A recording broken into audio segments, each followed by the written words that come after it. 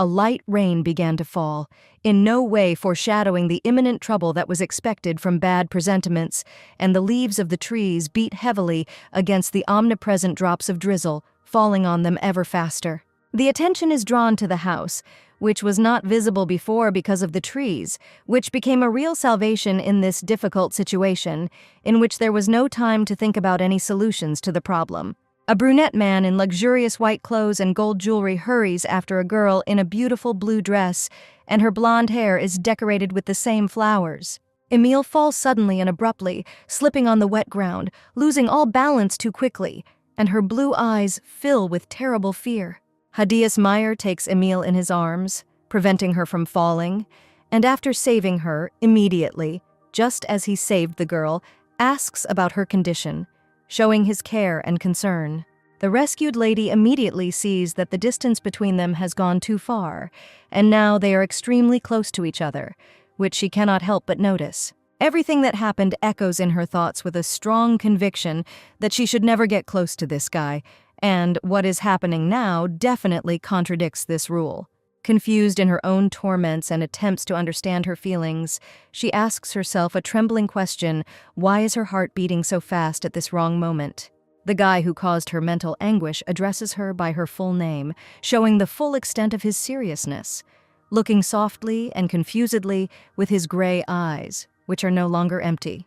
The guy pulls Amelia towards him, gently placing his palm on her chin and cheek, already fully preparing for the moment that was so burning between them. Their lips were too close to each other, and each of their cheeks were so red that they could be compared to ripe young tomatoes. No one dared to say the first word and end this awkward moment. Amelia pushes herself away and reminds herself of the imminent end of their engagement to a man who is only her fiancé in words. And because of all this moment could discredit them. The guy, with his face suddenly gloomy and disappointed, as if a child had had his toy taken away, hears that it is time for both of them to go, and in response, he limits himself to languid silence. The girl asks herself whether everything would have been different if the chain of events had turned out differently, in which they had not met the way they had in their first meeting. It all started with just one letter, which clearly stated that a member of the Byrne family would marry the eldest son of the Mayer family. No one could understand or know how Byrne, who was a poor land tenant, could obtain consent for the wedding from such a prestigious and noble land. But no one fulfilled the promise. The man behind the throne asks what the lady of the Mayer house said, explaining his interest in the need to know about it personally in order to clarify everything. The servant gives him a letter with the news of the engagement vow between the heirs of the Byrne family and the Mayer house, calling it terribly absurd, but promising that he will use it to oppress the Mayer family. Thus, Amelia found herself engaged at the age of only 14, when she was still just a modest girl who did not really know the world. An ordinary girl became the bride of a rich and famous aristocrat overnight, although she never wanted such a fate, but no one cared about her opinion anymore. All the people criticized her and said that she was a dirty girl who coveted the title of Duchess. They called her a market and a terribly mercantile girl who thought only of her own benefit. 4 long years have passed since then, and another sunny day is coming, while the sun's rays fall on the estate of Baron Vernon Cavendish. The girl, with a downcast look, as if she had gotten into the habit of living in a way she didn't want at all, walks in her complete solitude along the same empty corridor. Servant Haspel smiles nervously, folding his hands, calls the girl, who immediately responds and asks why he called her. The man asks for rare tea leaves from Ludwig, asking for a favor, to which he receives attentive interest and pricked ears in response. He decorates his request with details so that the essence of the help needed is needed, because these tea leaves are difficult to brew, but despite this, they have a very important guest from Novak, asking for help only once. The girl is clearly disappointed by the realization that they only turn to her for help, but she tries to calm herself down by saying that there is at least someone who wants to start a conversation with her, but she is sad that everything is like this again. She agrees to help the servant, who clasps his palms together in a prayerful gesture and smiles awkwardly, like a small child, and there seemed to be a happy aura about him. Amelia remembers again that this elderly, gray-haired man is the only one in the entire estate who does not treat her with prejudice, undoubtedly being happy with even one person. The girl pours tea from a very large teapot from a white service, while the guests discuss something, enjoying each other's company, while she, as it were, remained in the shadows. The guest with red ginger hair shares rumors that the girl came here to learn about married life, to which the other young lady asks who she is talking about. That impudent, red-haired lady answers her to this indecent question, what she said about the bride of the mayor house, and at that very moment Emilia was pouring tea, holding its small lid. The young lady who kept up gossip with the red-haired lady so that she would not focus so much attention, because the bride from the mayor house is a bride only in words, and they only meet by decree of the king once a year. The red-haired woman asks again another question, whether she comes here so often, and whether she desperately wants to become a noble person in order to break into noble people. The unfortunate girl is already shaking all over from the nasty words about her, because those heartless ladies continue to discuss her, saying that anyone with money will become noble during this time, but she doesn't even want to. Emilia says, at least to herself, that she never had any desire to become noble or rich, in order to somehow calm herself down and not give strength to negative thoughts to become even worse. That older lady wouldn't stop continuing to slander that this wasn't surprising from an ordinary commoner who could be gloomy and greedy like everyone else. But that's how she imagined it all. Miss with red hair continues this vile mite and says that that girl does not have a family, but it is simply a shame that the father could not object because he died a long time ago and the mother did not even stop. Emilia is horrified by the words of that young lady about the suspicions that the girl herself is not even the biological daughter of the woman whom everyone considers her mother. The elderly lady with scarlet hair again assumes that the bride from the mayor house has a terribly vile surname like all commoners, and then casually orders Emile to be brought to her. The lady with the red hair orders a hat with a peacock feather to be brought for her, with such great arrogance that she does not even notice that this girl is not a servant. The woman immediately begins to get very indignant at how impudent this girl is, in her opinion, and speaks as if she were not a servant, asking where the girl learned such manners.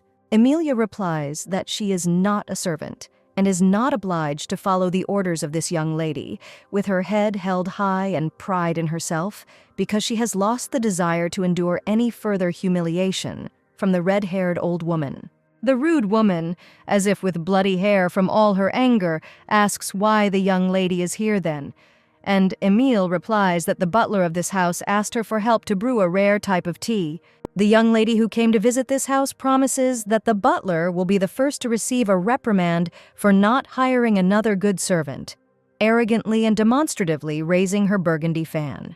Emile defends the butler and says that it is not his fault, but all because in Erndorf there are not many women who want to work as maids. An elderly young lady who knows no bounds of what is permissible and banal manners sarcastically remarks in her nasty, poisonous, snake-like tongue that the young lady seems funny to her and all common people are the same. The woman begins to point out that commoners want equality, but they themselves avoid humiliating work, which everyone avoids, and the young lady herself holds her head high as if she were a noble woman. Emile replies that the red-haired young lady has a very narrow view of this world, to which she immediately becomes indignant and begins to prepare for a conflict, while the nerves on her face are ready to burst from the aggression in her. The lady calmly explains that a textile factory has recently opened nearby, and their workers earn twice as much as the servants here, so everyone wants to work there. People call it practical and free choice, which allows people to choose what really suits them so that later no one regrets their choice. Emile compares this practical choice to the choice of an elderly woman to take a vacation here in Endorf to avoid the rainy season, and she in turn is very offended by such words and asks who she is. The young lady asks again if the young lady wants to know her name, to which the woman with the fan begins to look at her very askance, and her friend does not understand what is happening between them. She replies that her last name is not at all that idiotic, not Beaver, and not Poor, but Burn, which immediately shocks the older lady and makes her immediately change her aggressive tone. The young lady introduces herself with her full name and surname, saying that she is Emilia Byrne, with the ease and confident pride to put the old rude women in their place. A lady with bright green eyes and brown hair expresses great admiration and respect for another young lady like her, while her eyes glow with pride for her. The inspired blonde girl admits that Emil struck those ladies with their own weapons, and if she had not been in her place, she would not have been able to do anything like that, and only ran away in fear, without doing anything in response. Emil is very surprised that her interlocutor suggests that she could have been beaten by such rude older women in the same situation. Young Lady Haley continues to insist that she also knows the law on equality, but they are realists and understand that only one of her friends can behave like this around the nobility. After all, this is all because she is the bride of that important and very noble man, the status of marriage, even in words, with which will bring her more freedom. Haley calls her friend very smart and sensible for their age, but many others will not look at her the same way she does, will not notice that Amelia Byrne is a wonderful friend. She very quickly realizes that she has said too much, reminding him of an open mental wound, only adding salt to it, and she immediately becomes frightened and confused. The young lady immediately says that people will soon forget about the bride of the Mayer family, and Miss Byrne immediately becomes lighter from the warm words of her friend, which instantly made all the bad things before them simply unimportant. Outside, a bell began to ring, swinging its huge, weighty form as the ringing grew louder and louder, drawing the attention of all the townspeople. 5 long days pass, but the sun gives warm and comforting rays to all the people, illuminating this day in their not always simple and sometimes terribly difficult lives. The wheels of the carriage rumble from the power of the horses that pull this very carriage, while the shadows from them fall, as if rising from the ground with their volume, until the murmur of the wheels fills the ears. The rider, using his old and proven habits, continues to lead 2 strong horses with beautiful wavy manes in order to get there faster. Amelia Byrne understands that today is a very important and therefore no less fateful day for her, which can change a lot, and in honor of this she put on beautiful jewelry. On this day, Emile is destined to see her fiancé, whom they see only once a year at one banquet, and her head is filled only with hopes that this time everything will go as usual. There is confusion and disorientation in her eyes. Trying to somehow calm herself down, the young lady remembers that she had to learn phrases from one book so that they would bounce off her teeth. Emile recalls the words from that important and precious book that held such cherished words. "No one will break you unless your heart breaks too," repeating them to himself again. The young girl is very worried about this event, which can become very important for her, and every year only more and more, as well as the fear of the celebration itself, which has ceased to be so for her. A luxurious fountain, standing right next to the beginning of the path to the huge estate, decorates the doors to it, while warm sun rays fall on all this luxury, making everything sparkle like a diamond. Miss Emily Byrne is announced to have arrived, and a look of collectedness and seriousness appears on her face, which she had sorely lacked during the carriage ride. As soon as Emile steps over the threshold of the rich estate, she is surrounded by condemning glances that pierce her as if through her skin, while all the eyes looking at her feel like a moral burden on her. The girl admits that everything here is very different from the Cavendish estate, which knocks her out of her usual atmosphere and hits her confidence, which is already in great need. All the people who came here, although they do not insult her with words, pretend that she is not here, and no one pays attention to her presence at this banquet. The young lady is approached by the lady of the House of Mayer, Duchess Caitlin Mayer, who shares her joy that she has finally found her at this banquet. She looks calmly with a calm and stern gaze, but her appearance alone delights, but at the same time frightens the young lady who is not used to such important people in communication. Amelia Byrne greets Duchess Caitlin Mayer with a flourish, hoping that she is feeling well, and then hears a question about herself after confirming that her interlocutor is doing well. Duchess Caitlin Mayer is asking for a difficult favor right now, as a distant relative is arriving unannounced today. The woman asks the young lady to accompany the guests who have come a long way here, and Amelia Byrne immediately agrees to help with a smile on her face. The young lady recalls that Duchess Mayer every year looks for an excuse for her son not to sit next to his bride at this celebration, which puts a lot of pressure on her and makes her sad again. She is oppressed by this atmosphere, that she was left alone in such a large estate where no one cares about her, and the work was shifted so that she would not see the man she is married to. Out of the corner of her ear, the girl hears the name of the eldest son of the Mayer house being spoken, which immediately makes her pay attention to it, causing her eyes to immediately become like apples. It is announced that Lord Hadith Mayor has arrived at the estate's doorstep for a grand celebratory celebration, which pleases the young lady greatly, although it makes her even more nervous. The gray-eyed brunette in a luxurious white suit with gold jewelry immediately looks at his young lady, excitedly and reverently. Amelia Byrne, amazed and delighted, blushes in the face from emotion at the mere sight of Lord Hadith Mayor in person, and does not even try to hide her delight. The girl suddenly realizes that this man, blessed by heaven itself, as his name suggests, whom the whole world envies, is her fiancé. But it hurts her soul very much that this man spends time with everyone except her, leaving huge scars on her soul that cannot heal with each passing year. The girl is very tormented by this from the inside, which immediately irritates her, causing her to immediately clench her hand into a fist and not unclench it. Cadiz Mayor casts a sharp glance from the crowd at the one whom he has been avoiding for many years and does not respond with any attention, which now surprises her very much. Amelia Byrne is immediately embarrassed again by even one small, timid, fleeting glance at her, which immediately decides to take emergency measures to avoid problems. The girl turns around and immediately walks away, while the gaze of such a noble man continues to fall on her back, so that his very look ignites a storm of emotions in her. Night is already falling, with a full moon that illuminates the entire huge mansion, which only seems larger in the light of the moon and the night lanterns with candles. The girl leaned against the wall of the mansion. Her face reflected emotions of worry and uncertainty. Her tension was visible through her tense facial expressions and her posture. Throwing aside her gloomy thoughts, the girl was distracted by the garden, which was illuminated by the moonlight and softly fell on the flowers. She relaxed, and sitting down near the flower bed, she enjoyed the short solitude and beautiful flowers. Suddenly, a man unknown to her came out of the shadows, distracting her from admiring the flowers.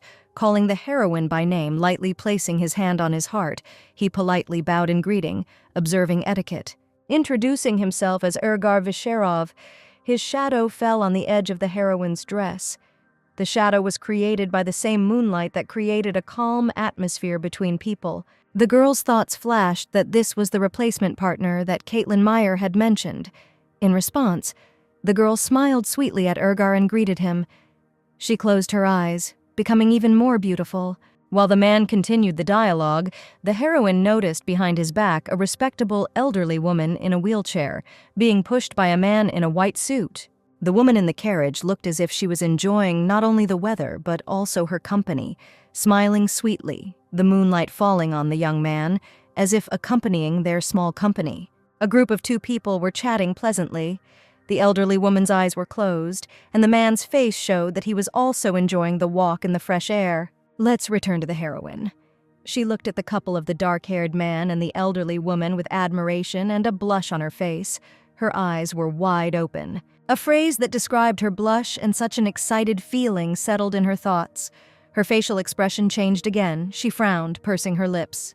Collecting her thoughts, she spoke to Urgar again, and in a calmer, more balanced state, she asked the man if he wanted to go inside the building, referring to the uncomfortably cool air. As she led the man inside, her thoughts filled with the man, Hadith Mayor, describing him as an incomprehensible star that she could not reach. The heroine pursed her lips, and her face expressed sadness and sorrow. She was tormented by doubts about Hadith. She felt depressed and as if she meant nothing. While she was leaving with Urgar, she was noticed by a man in a white suit who was pushing a stroller with an elderly woman. The heroine did not notice him at all after she got stuck in her thoughts. The older woman, noticing the tension that began to hang in the air, asked him the reason for his concern. She raised her head slightly, becoming a little more cheerful. Hadith, however, hid his tension by lying that nothing had happened. Although the woman did not see his face, it was frowning and clearly displeased with something. The scene changed to a sunset, hidden by a dense forest, and in the distance one could see birds flying in a flock. There was an atmosphere of something tired but calm. In the distance, a carriage could be seen, traveling along a dirt road, drawn by one horse, rays of light reflected in the glass, the wheels slightly rocking the carriage. A light wind slightly swayed the laundry hanging on the ropes, and secured with clothespins, the already cooled rays of the sun did nothing to dry the fabric. The heroine returned and got out of the carriage, heading along the path. She was met by her stepmother. The sunset only shone on the heroine's back, blowing a cool wind on her. The stepmother greeted her, dropping words about her late return back. Her soft green eyes looked at the heroine with kindness, and her wrinkles appeared due to a smile. The heroine, picking up her dress, lifting it a little higher off the ground so that her small shoes became visible, replied that the carriage got stuck in the mud on the way back. The girl took the cloth from her stepmother's hands and expressed her desire to make her stepmother's household chores easier, saying that she should rest. The stepmother, smiling, asked about Mayer's health and how she was doing, but also inquiring about the condition of the young master. Her eyes expressed interest and curiosity. The heroine, looking at her stepmother, looked at her tenderly so that her eyes sparkled. She raised her head a little higher and replied that everything was fine. The stepmother, worried about the heroine's well-being, asks her to make sure that she supports the master enough. The heroine only smiles, trying to pretend that everything is fine, agrees with the instruction. Since Kalia knows nothing about the attitude towards her stepdaughter at banquets, that she is treated with disdain and is not deliberately noticed. In her thoughts, the heroine talks about her stepmother's past, how she was abused by her ex-husband, but the heroine's father saved her from him. The girl, looking tenderly at her stepmother, mentally asserts that she is the only one who does not tell her the whole truth, because she is already bitter for her stepmother. Coming out of her thoughts, the girl asks about Charlotte's whereabouts, expressing excitement through the slightly lowered eyelids of her light blue eyes. A child peeks out from the attic, who is Emily's younger sister, and her name was Charlotte Byrne. She timidly peeked out from her hiding place. Confused again by her little sister hiding, Emily frowned slightly, expressing her displeasure, scolding Charlotte in a soft tone, because she asked her not to hide. In response to her statement, the heroine receives the answer that Charlotte, it turns out, was looking for Ferguson, her teddy bear, which she already held in her arms. Guessing that the younger one is lying to Emily again, she frowns a little more. Her eyebrows move towards the bridge of her nose again, and her gaze shows concern for her sister. It then goes on to tell the story of Charlotte's past, where she was hung from a tree by cruel children and called a monster hunt, although Charlotte was simply unlucky enough to be born blind in one eye. Because of this incident, Charlotte began to avoid meeting strangers, afraid to show herself to them and experience such a disgusting humiliation again. At that moment, noticing the distrust on the part of her older sister, she begins to justify herself by saying that she fell asleep in the attic while looking for her teddy bear. Trying to reassure Emily, Charlotte swears that her words are true, but the elder one has a hard time believing them, still doubting, slowly leading Charlotte out of the attic. Downstairs, in the dining room, they are met by Kalia, who informs Emily that from the next day she will start working at the factory in Tyron. Emily is surprised by this and asks her stepmother again. Kalia goes on to say that the job was recommended to her by a priest, so it shouldn't be too dangerous and that she will receive a monthly salary. The stepmother is only happy that she will finally be able to save money for Mitch's education at school, but Emily tensed up from the words of the stepmother, thinking everything over carefully. The heroine's thoughts are filled with anxiety about job security, even though they pay a lot. The work is unsafe, and anything can happen there. Emily starts to talk about money because they don't have enough of it, but she is a bride of the Meyer house. She is not allowed to work. She does not notice that she is immersed in her thoughts. Continuing to reason, the girl looks at her stepmother and simply cannot allow her to carry the load alone, because her stepmother is not so healthy and cannot boast of her strength. Looking for a way out of the situation where their family needs money to the brim, her lips purse as if she's about to cry from such a heavy burden. The next day is illuminated by a clear sky. The wind sways the foliage and lifts the leaves of the trees into the air, which enchants with the tranquility of the atmosphere. A large house designed by a skilled architect with a magnificent view of the elaborate garden with statues and a large fountain that stands out from the rest of the garden. A carriage arrives with Lord Hadith, who is dressed in official clothes, which are rich in various patterns and embroidery on the fabric, as well as small details for the image. Climbing the stairs, he is met by a man. Haddison asks how he is feeling, to which he is answered positively. However, the man clearly did not expect such a question from Lord. Walking further, Haddison, climbing the stairs, does not have time to be in his thoughts, that he hears the clatter of heels behind him, but is in no hurry to turn around. A female voice made him turn around.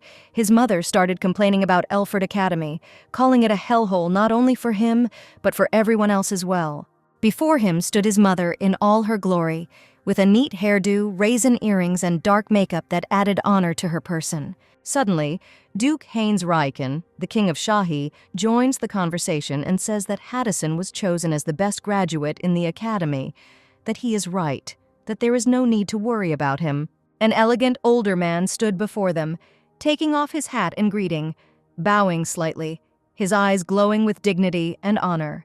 Haddison starts a conversation, saying that he hasn't seen him for a long time and hopes that everything is great with him, shaking his hand, and Haynes Ryken congratulates Haddison in advance on his graduation. Reminiscing about the past, Haynes Ryken mentions that it seems like yesterday that Haddison was sitting and playing chess with his daughter Bianca, mentioning that time flies. It tells the story of the past, where Bianca was supposed to be married to combine childbirth, but the wedding did not take place due to the king's order to annul the marriage. The wedding was cancelled because of one child, namely Amelia Byrne.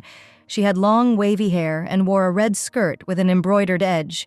Her iridescent blue eyes, delicate facial features, neat little nose with delicate red flowers on a branch woven into her hair, which were in full bloom. Duchess Caitlin Meyer says that from tomorrow, her eldest son will become heir to the title because it is high time for him to stop being a young master. The woman expresses her fatigue with inviting Emile, as well as with finding such a young person an escort again so that they don't get underfoot. Hannes Ryken sincerely does not understand what kind of man would agree to accompany an already engaged girl, especially if she is also a commoner. The lady, in response to his direct and rude question, replies that the last escort who agreed to this was not so much against it. The memory of that day that passed so fleetingly immediately begins to flash through my head, as does the memory of that little thing, like the escort who was there last year, with the name Urgar. The eldest son of the Duchess of the House of Meyer says that he is not entirely sure about all this, while he looks somewhere into the distance, as if he is not nearby at all, but somewhere far away. But his mother doesn't care about that, because the man from Urgar's family said that they want to make Emily, who they have already nicknamed Emily for themselves, his favorite, saying that it is excellent, and he should be invited to the banquet. Duchess Meyer says again that it would be just wonderful, but there are too many eyes around. Everyone is already saying that this young girl is being greatly neglected. Hannes Ryken does not calm down and says that the woman is too kind to such a simpleton and does not understand why she allows her to continue these life lessons in marriage. The Duchess's eldest son, Mayer, objects to them that they cannot afford to waste his precious time discussing a topic that is not worth their attention. He seriously says that he intends to finish this before he graduates and finishes his studies, so it is not such an important topic to discuss now. His mother immediately turns pale, and the man, who was harsh in his words, immediately drowns in doubts from such words from such a young guy, either from all the seriousness or from fear. The guy says that he is going to break off his engagement with this young lady, while he glares at his mother, who is immediately frightened by such plans. A long year of their different but only briefly connected lives passes, and they live it again as if they were in each other's lives, but in no way appearing in them. The day has come again, but the young lady is very uneasy because it is on this day that they will have to see each other again, although the previous times were even easier. She folds her arms, her eyes become empty, and she completely loses her strength for another meeting, which can only make things worse, which is what she fears. Here, her attention is drawn to the fact that the shoe is pressing on one foot more than the other. Emile decides that he can endure this until the end of the day, because in the end, the one who endures it all to the end will win. The huge estate in white tones is illuminated by warm rays of the sun. Duchess Mayer, as usual, asks one favor of the young lady, whom she loads with work every year. The woman explains that this time her young niece is coming, who hasn't really been out in public, so Hadith will be her partner today. Amelia Byrne says that she is happy with everything, for which Duchess Mayer thanks her. The young lady's eyes form a picture of another young girl, and her more mature aunt, who are happily celebrating at a new banquet, once again forgetting about her. Emil breathes a sigh of relief that nothing will happen now, but then she suddenly hears that Hadith is being introduced, which makes her suddenly forget about everything. A mother tells her son the good news that his cousin has come to congratulate him on his graduation, leaving by carriage this morning. All this shocks the young lady very much, who only looks at it all without taking her surprised eyes off it.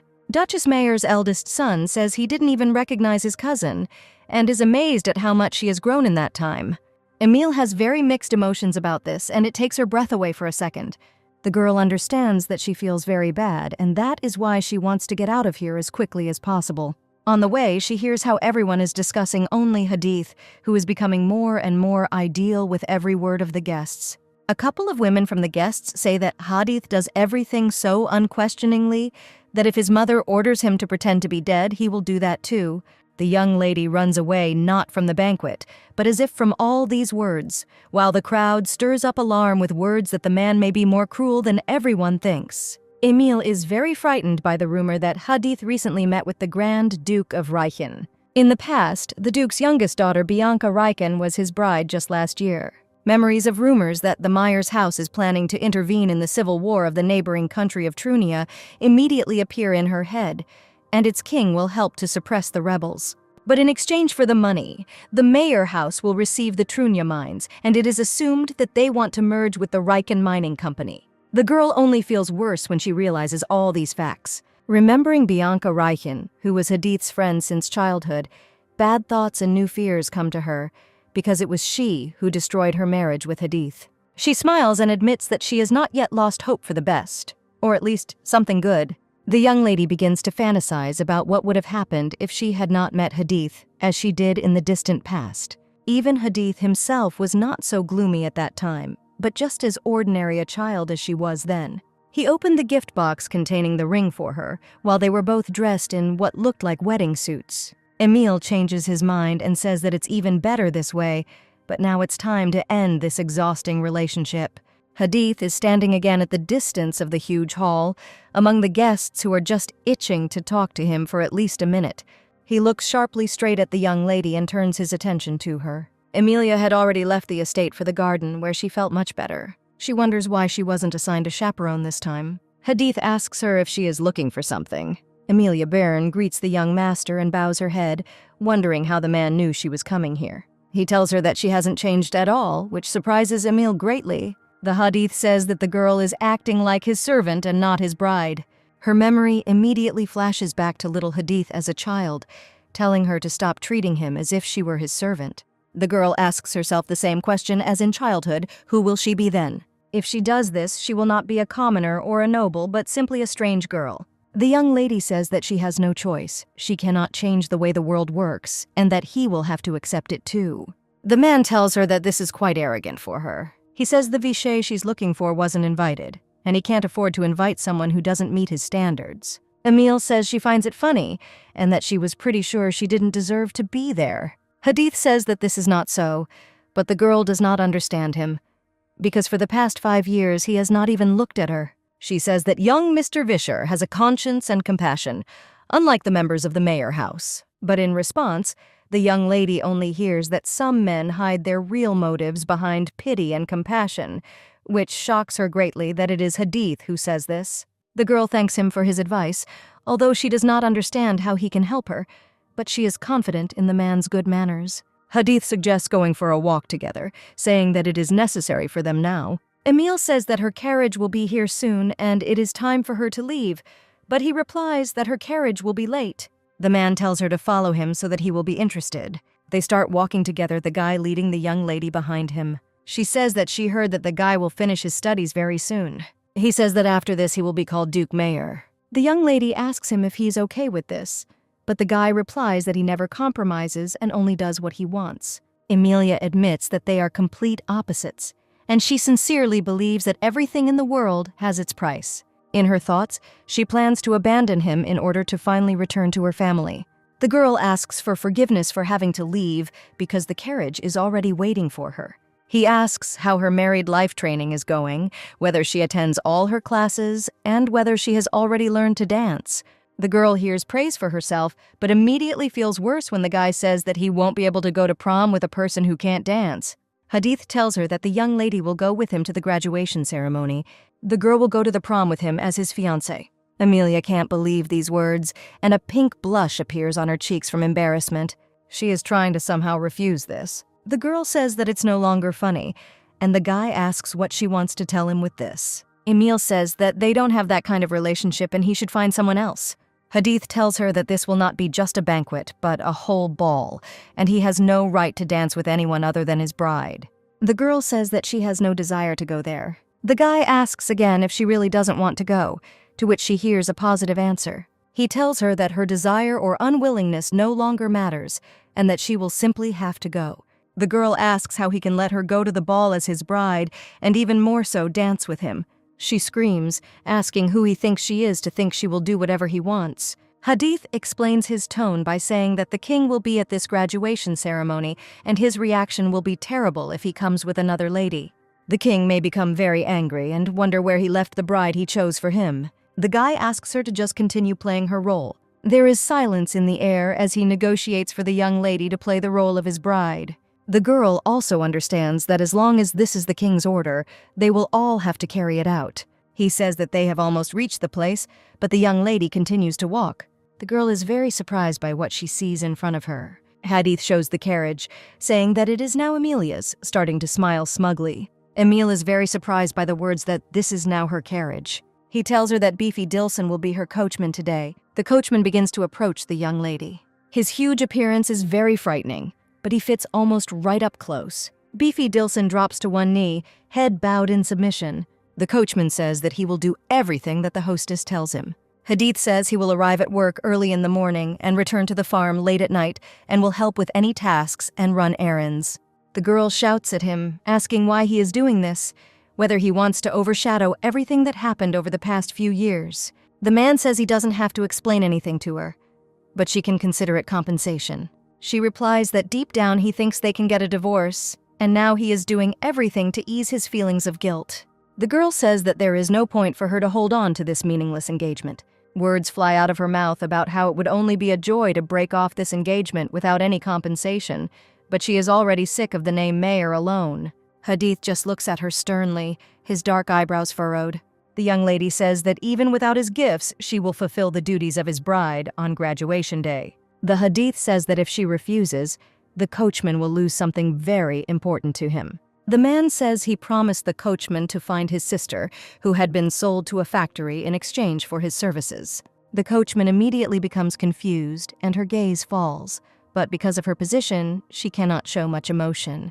The man promises that if she refuses, he will fire the coachman immediately, and the Mayor family is not characterized by compassion and feelings of shame and pity. The girl is shocked by the guy's cruelty. She says she can't leave things like this. Beefy sharply says that he is obedient and will do whatever Hadith says, like a trained dog.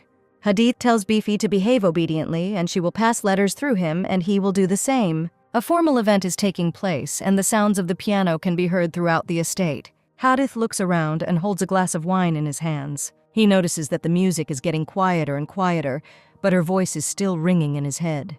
For him, Amelia Byrne's voice is still beautiful. They ask him what the owner of the banquet is doing here. The guy immediately develops a negative attitude towards this guest. The eldest son of the House of Wayliner is saddened by the absence of a young lady. The man asks him who he is talking about, and the guest replies that he meant his fiancée, his gaze immediately becoming gloomy. He admits that his mother is quite strict, and this makes him rush to carry out his plans as quickly as possible. He feels disgusted by all the people who are so curious to see his bride. He compares Amelia to a noble and open lady, and he sees the rest as vultures. The glass in his hands cracks from anger that the heroine smiles at everyone except him, and this is very unpleasant for him.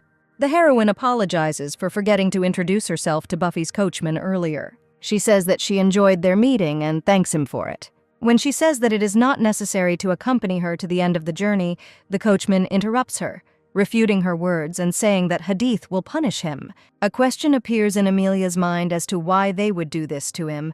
Her face expresses bewilderment, and she answers him that he should address him as young master and not as Hadith. Buffy asks why he has to say that, and Emily looks at him in surprise. The girl says that he will be punished for this, but Buffy denies this, because Hadith had not done anything before this, to which the heroine does not believe her ears. The girl only tells him to address her family informally, but to speak respectfully to those people she points out. Beefy unquestioningly agrees to fulfill her words, surprising Emily with his energetic behavior. She tells him that he doesn't have to visit her every day as she prepares to leave. However, Beefy immediately exclaims, saying that Haddison already told him about this, that Emily would say so. Emily feels like she's caught in Hadith's web, like he's caught her there. The girl agrees with him, but says that he should still remember something.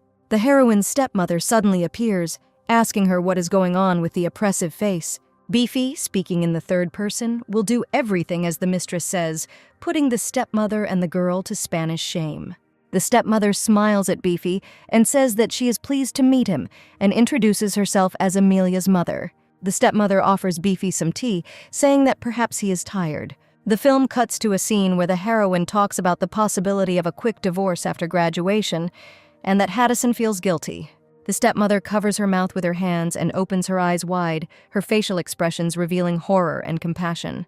The woman hugs her stepdaughter, which takes her by surprise, causing her to be surprised and taken aback by her stepmother's actions. She says that she is already 19 and she cannot wait for him all her life, and also suggests that divorce would be the best solution. Then she talks about her father who went crazy. When people died, they should live within their capabilities. The stepmother continues that the young master seems too generous, since he gave away the carriage and even a good servant, and she wondered if she had thanked him well.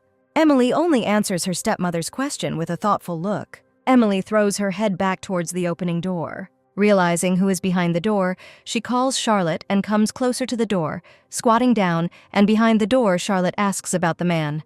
The heroine replies that it is Beefy Dilson, and he is a very good man, that he even brought a carriage and a horse with him for her to ride. She extended her hand to the younger one and began to convince her that Beefy had come from a fairy tale land near the mountains. She is confident that Beefy will see his beauty as a beautiful angel in Charlotte. She leans towards her and assures her of the truth of her words. Charlotte clutches Emily's dress uncertainly, still hesitant.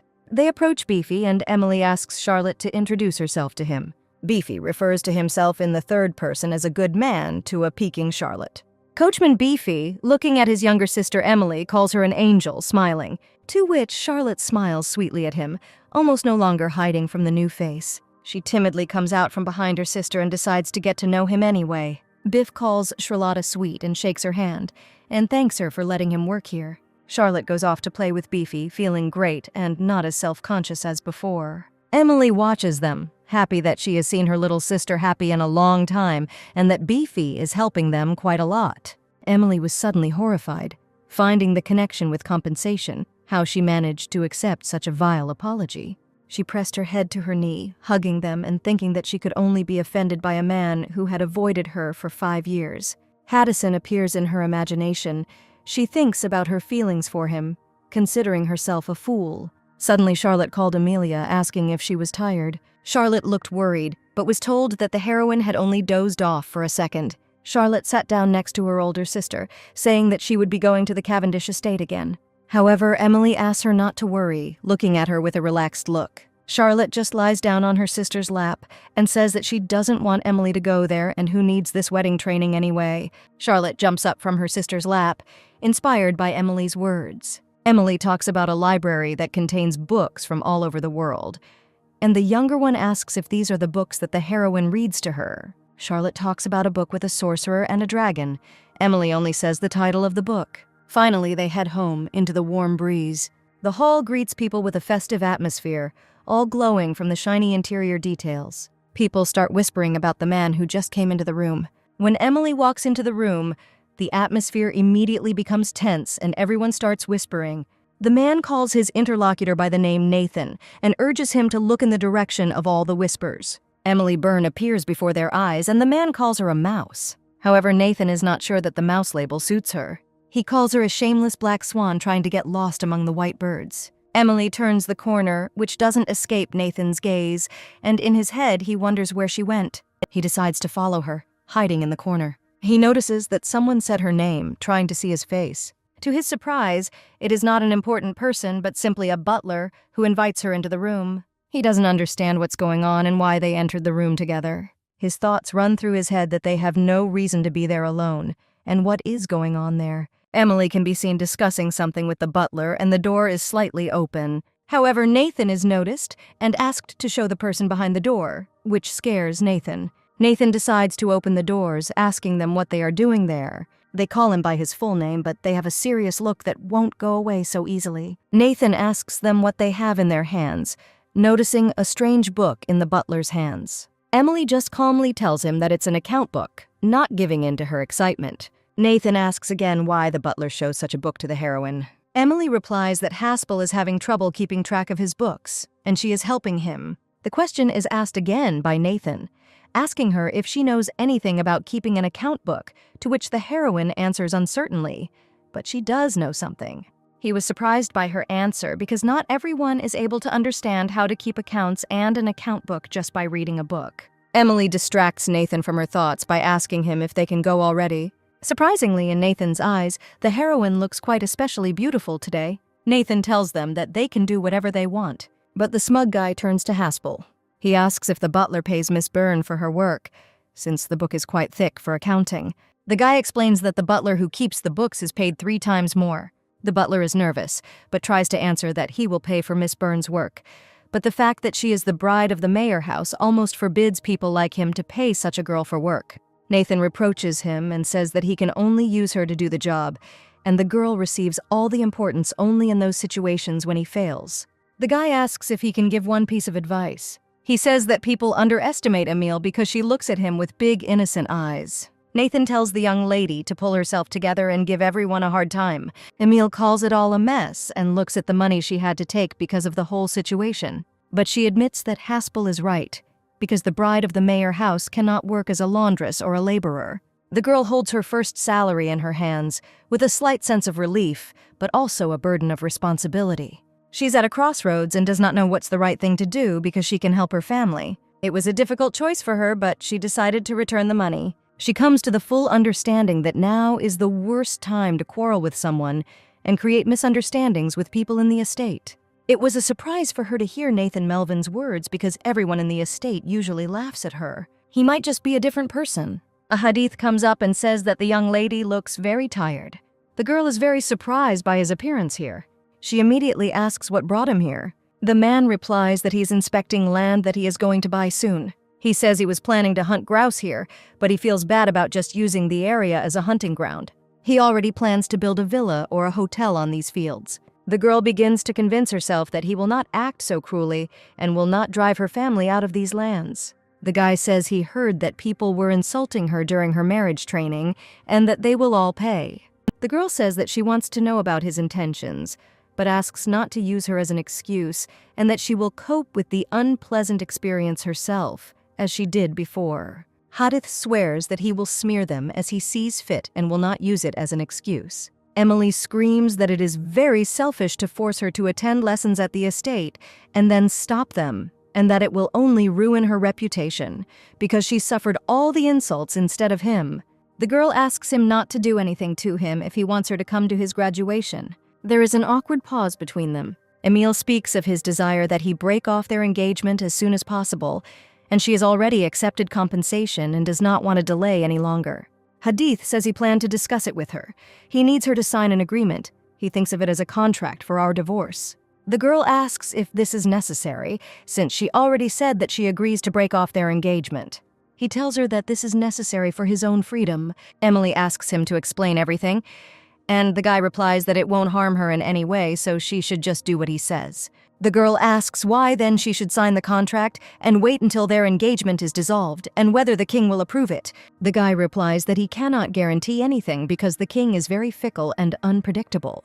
He says that it is time for them to go and so he will walk the young lady home. Emily quickly moves away and says that she will walk home on her own. Hadith calmly asks why she doesn't want him to take her home. She tells him that she is afraid of his meeting her family. The girl gets very scared and immediately asks if he has seen her younger sister. The young lady immediately remembers her little sister Charlotte. She was always afraid that people would look at her with fear and hatred. But Hadith had already managed to see her. The guy says there's nothing to worry about, and he said she's just an angel. He calls her a good girl and shares that Beefy Dilson pushed him to do so. The girl can't cope with the influx of emotions. Hadith suddenly hugs Amelia around the waist, which shocks her even more. Their hands come together as if they were one. The girl remembers how they first held hands at their engagement party when they were just kids. Deep down, she hoped that one day he would treat her as warmly as his hands had been on their first day together. Emily pushes him away from her abruptly, which frightens him greatly. The girl understands that this will never happen, and this only makes it more painful for her. The young lady nevertheless thanks the man. She says that she has to leave already and abruptly turns away from him. Then Charlotte suddenly comes running, catching up with the cheerful dog and calling Amelia. The older sister immediately runs to meet him, in great surprise. She asks her younger sister what she is doing with this dog and hears the answer that he's a brave man. Charlotte says that's what she named him. Hadith adds that this is a good name because it can be affectionate, but also mean that the dog was raised as a guard dog and that it is full of devotion and courage. He advises to train this dog very well.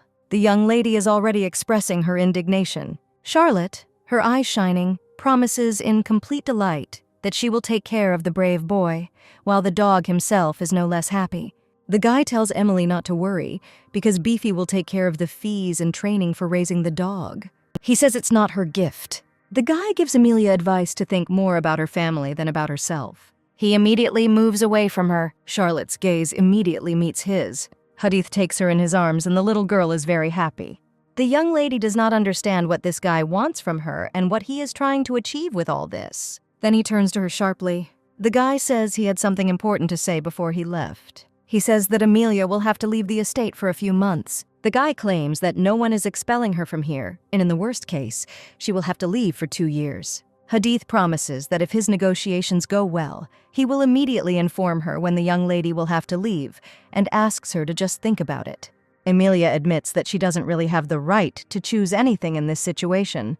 Hadith cannot say anything to her in response. He says goodbye to the young lady and quietly leaves. It's late night and the full moon is shining. Duchess Mayer brings water and rags on a tray. Her betrothed lies in a terrible state. She talks about her visit, calling it dear. An elderly lady applies a wet cloth to a man's hand. The maids quietly discuss the illness of the Duchess's husband, which has reached his brain and has been tormenting him for the last 10 years. Many of them think of her as the most faithful wife in the world. The Duchess mercilessly tells her husband that she wants him dead as soon as possible. Then, without finishing the thought, she confesses everything that was once his to him.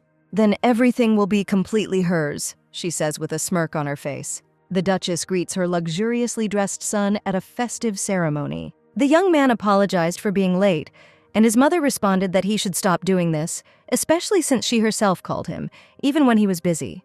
The mother asks her son if he told the girl about the dissolution of their marriage, to which he hears a positive answer. The guy says that he didn't specify that the move would be to another continent, but he told about everything in detail. He explains this by saying that he cannot communicate everything so rudely and directly. Mother suggests that he simply order her family to leave, since the land has already been purchased, and all his conversations only complicate their situation. The son hands her an envelope with consent to divorce. He says that the young lady has already agreed and will continue to play the role of his bride until their divorce.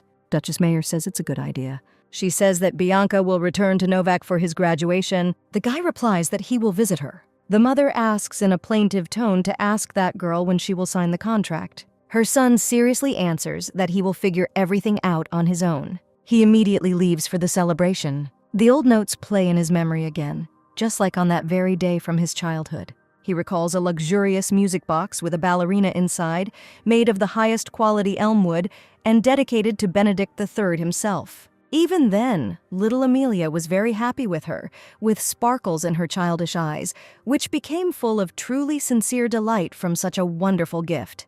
He himself was happy about this, although it was not entirely clear. But he understood for sure that it was her joy that would make him happy.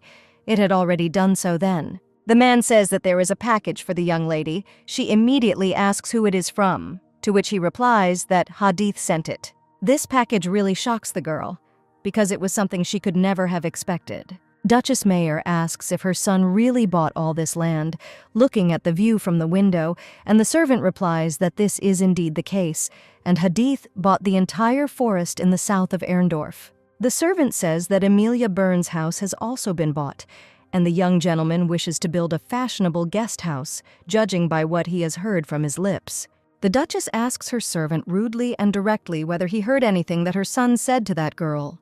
The servant plaintively says that he did nothing that could arouse even the slightest suspicion in the young master, as she ordered him to do, and immediately asks her forgiveness. She replies that it is not his fault, because he already knows that her son is the kind of person who will immediately notice something is wrong the moment you do it. The woman says that he is now her only spy and they can no longer make any mistakes, to which the servant completely obeys and promises to be useful to her.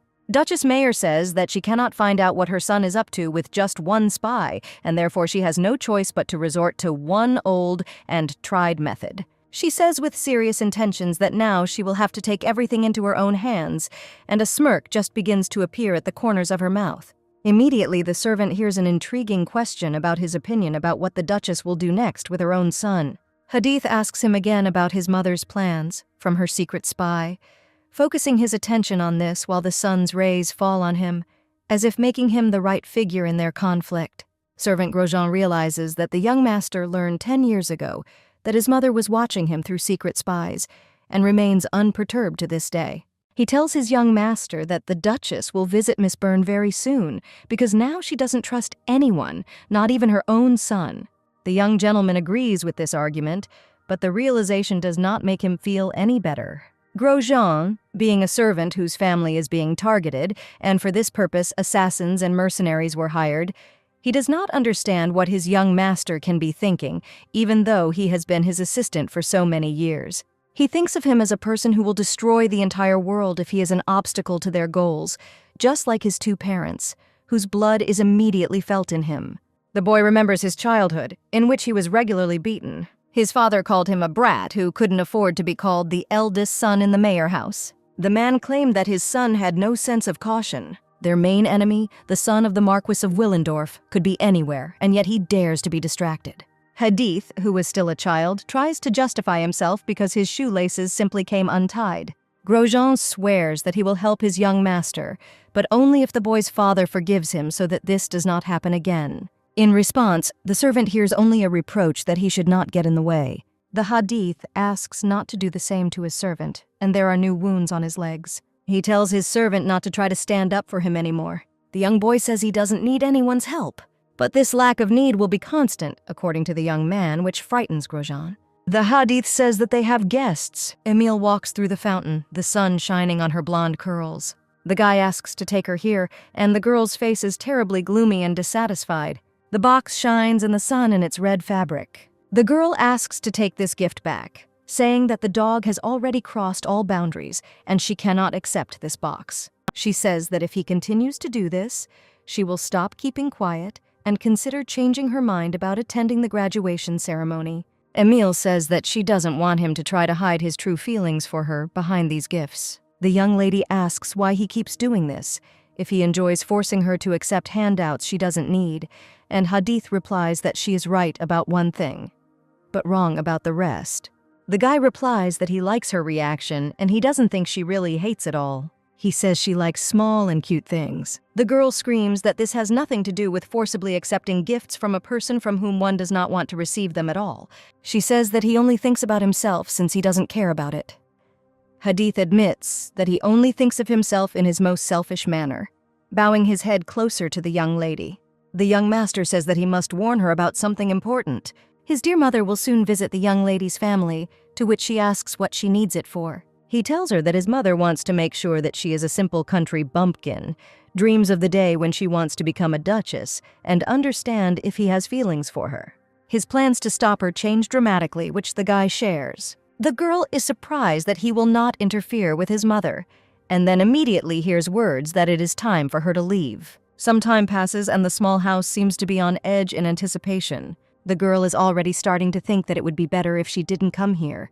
She doesn't want to accept all these gifts anymore, but she also feels obligated. Suddenly her gaze catches the working Beefy, who is carrying 2 large logs, asking if he needs help, and he replies that he's fine.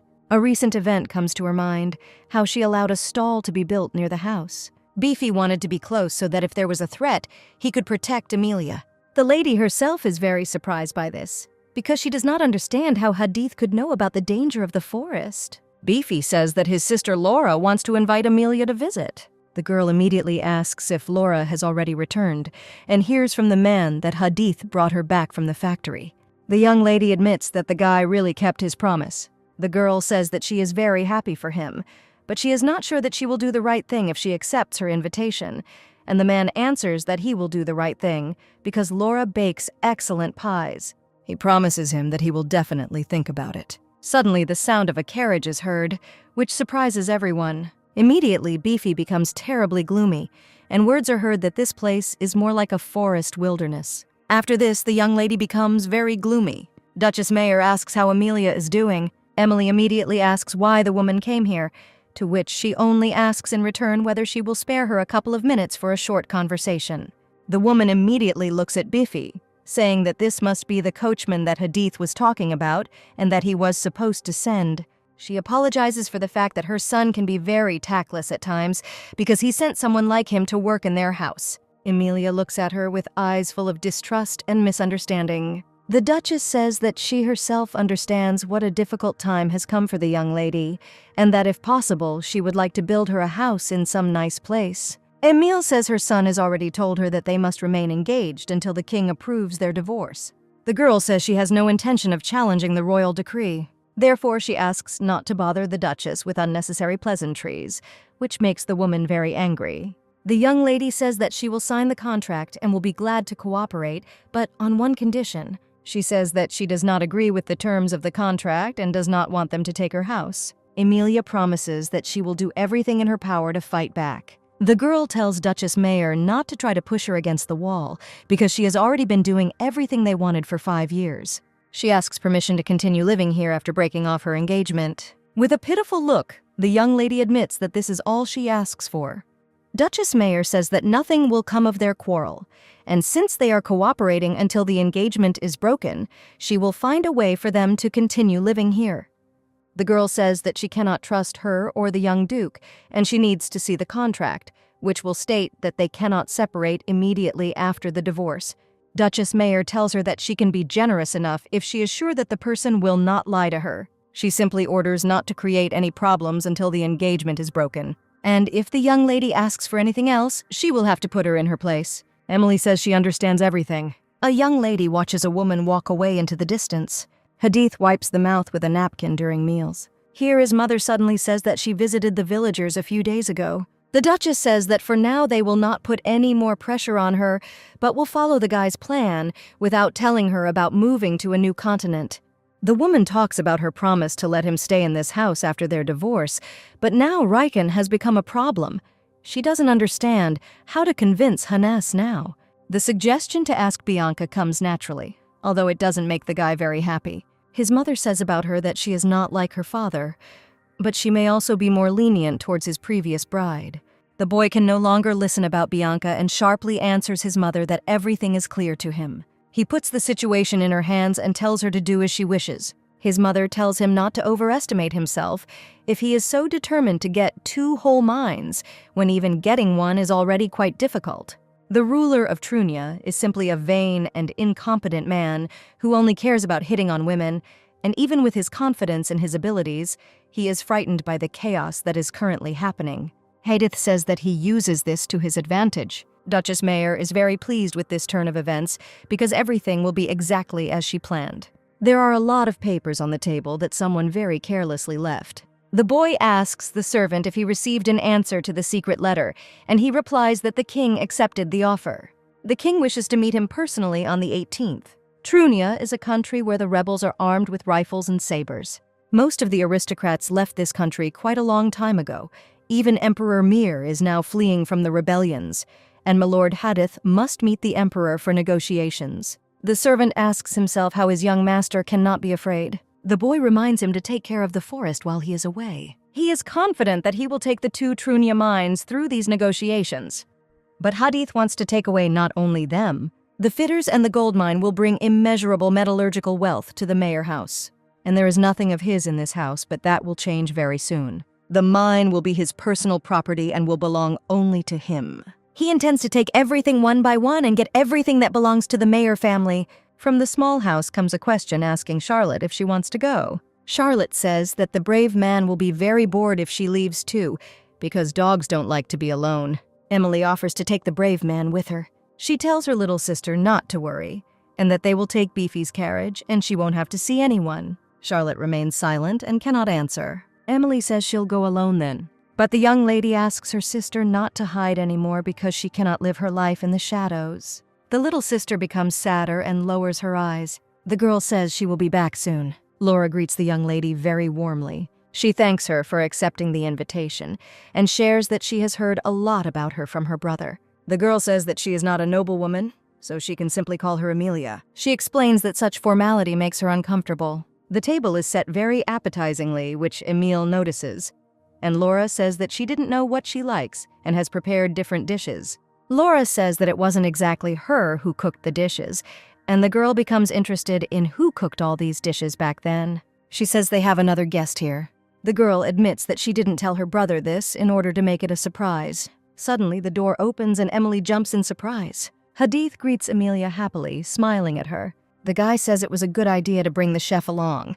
He holds a glass of wine and Amelia looks terribly shocked. She tells him that he shouldn't have come here. The guy asks her if she is worried that the food might be poisoned. Hadith says that he is not trying to force her to do something she does not want to do. He also doesn't have any plans to deceive her, and the girl asks why he needs all this then. He replies that he wanted to comfort her, and the young lady says that she is fine and does not need comforting, especially since he looks very cold and does not sound at all convincing.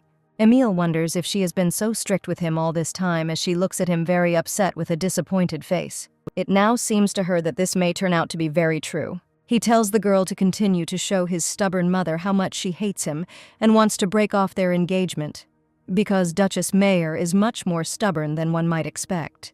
The young lady says that he doesn't need to worry about it anymore because she was very clear last time and explained her position clearly.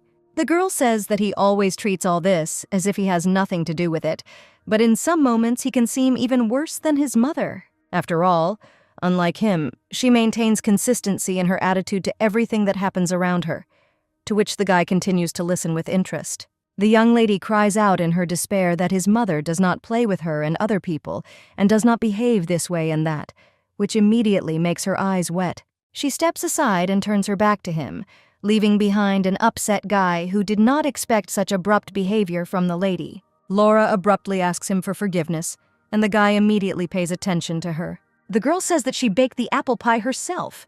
The guy says with a smile on his face that this pie smells delicious. They both become very smiling again, despite what just happened between Hadith and Amelia. Outside, the low grass seems to shine with petals falling nearby. Amelia sits alone in the field, her hands on her knees, not feeling her best at all.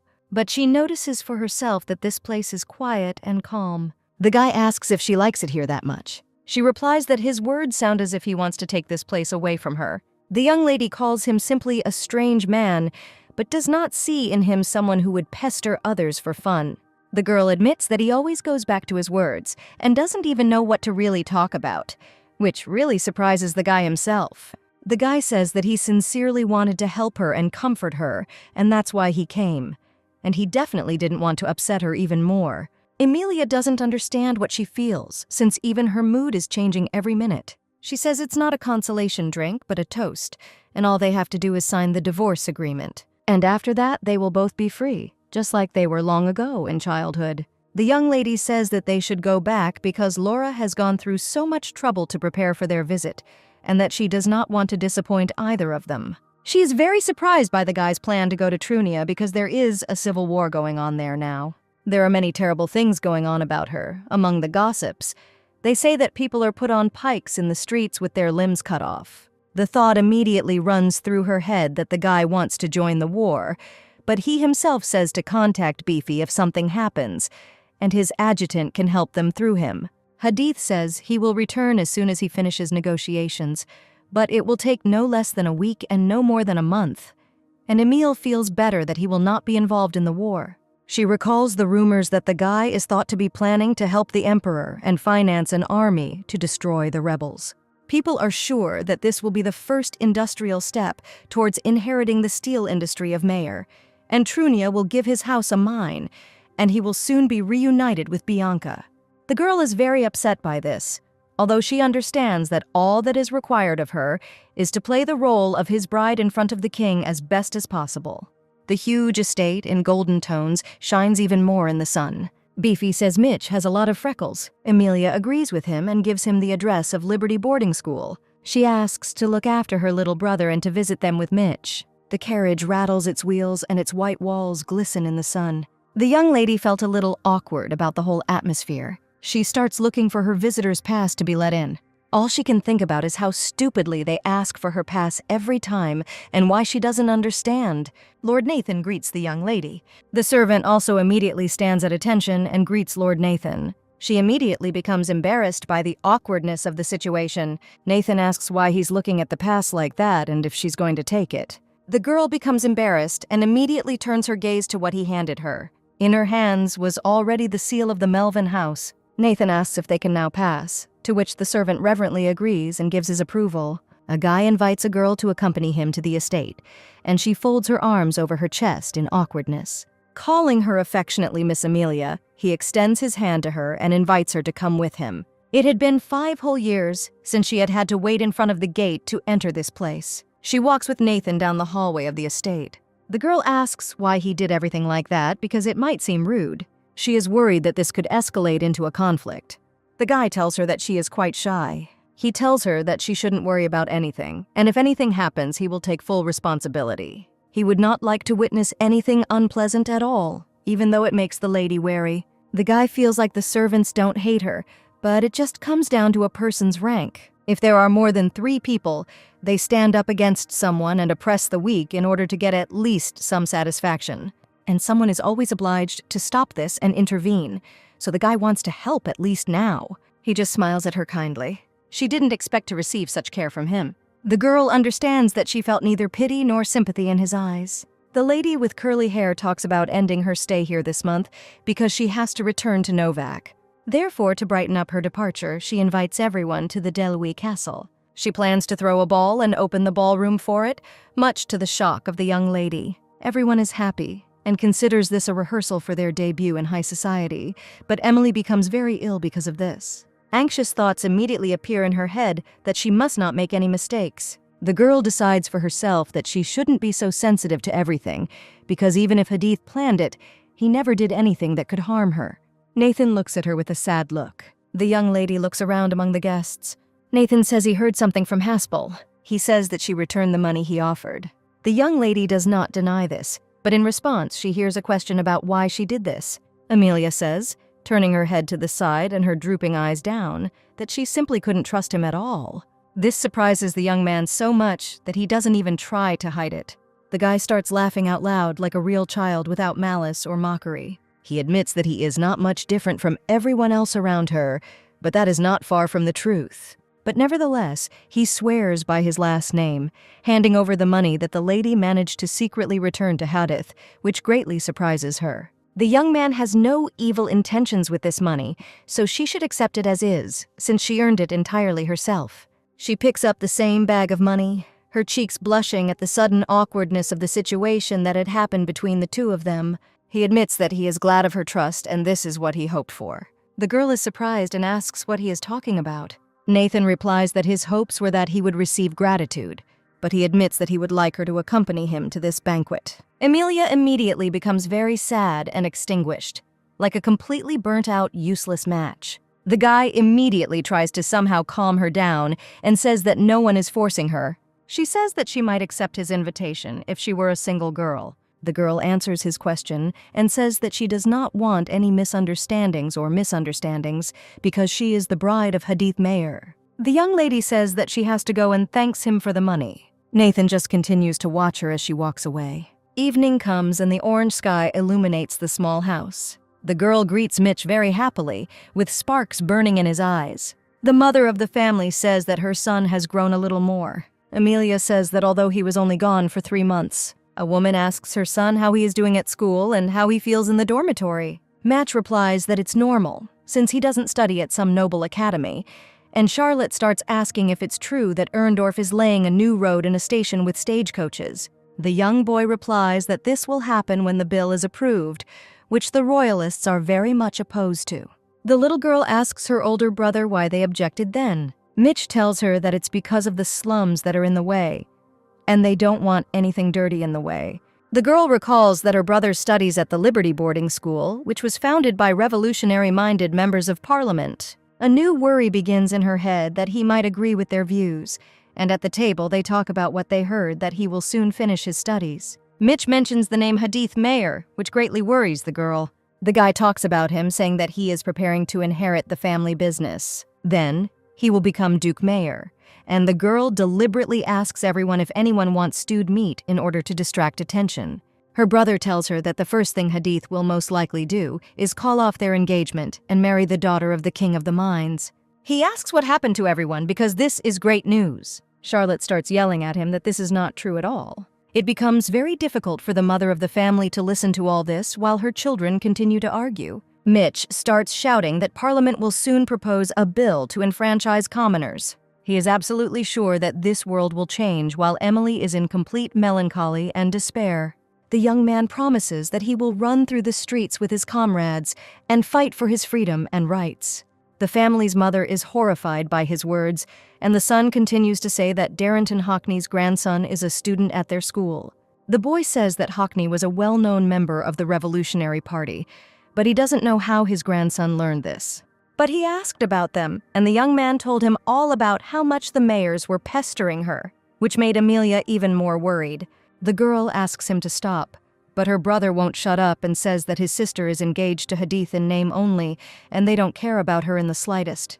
Amelia screams at the top of her lungs for him to shut up and not dare to utter another word. Immediately, there's a terrible silence between them.